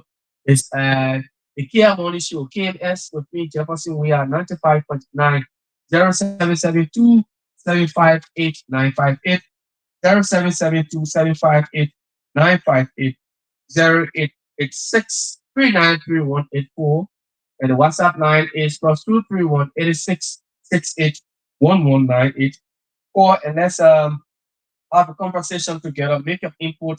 What do you make of what we're talking about here this morning? We're talking about the road corridor. Like the caller said, it is not just only Monrovia. I told you, if we are experiencing this in Monserrado, especially the capital city, what about the southeast, the western region, the northern part of Liberia? What about maybe you say on central address? Yes, central address okay because drive from red light strictly to Bon County to Ganta is paved road. You drive from Monrovia strictly from Habel strictly to Grand Bassa, Buchanan City. It's a paved road. But what about the other counties? What about even from Sinai to I mean from Grand Bassa from Buchanan City to Riverside, from Chester City, from Riverside to Sinai, from Sinai to Green to Grand Crew, from Grand Crew to Maryland. What about those corridors to Grand G and River G? All of those places. What about them? The roads are deplorable. Of the capital, I'm just money concerned. That particular area, Mr. Minister, I'm recommending again as I come to the close of this particular show today.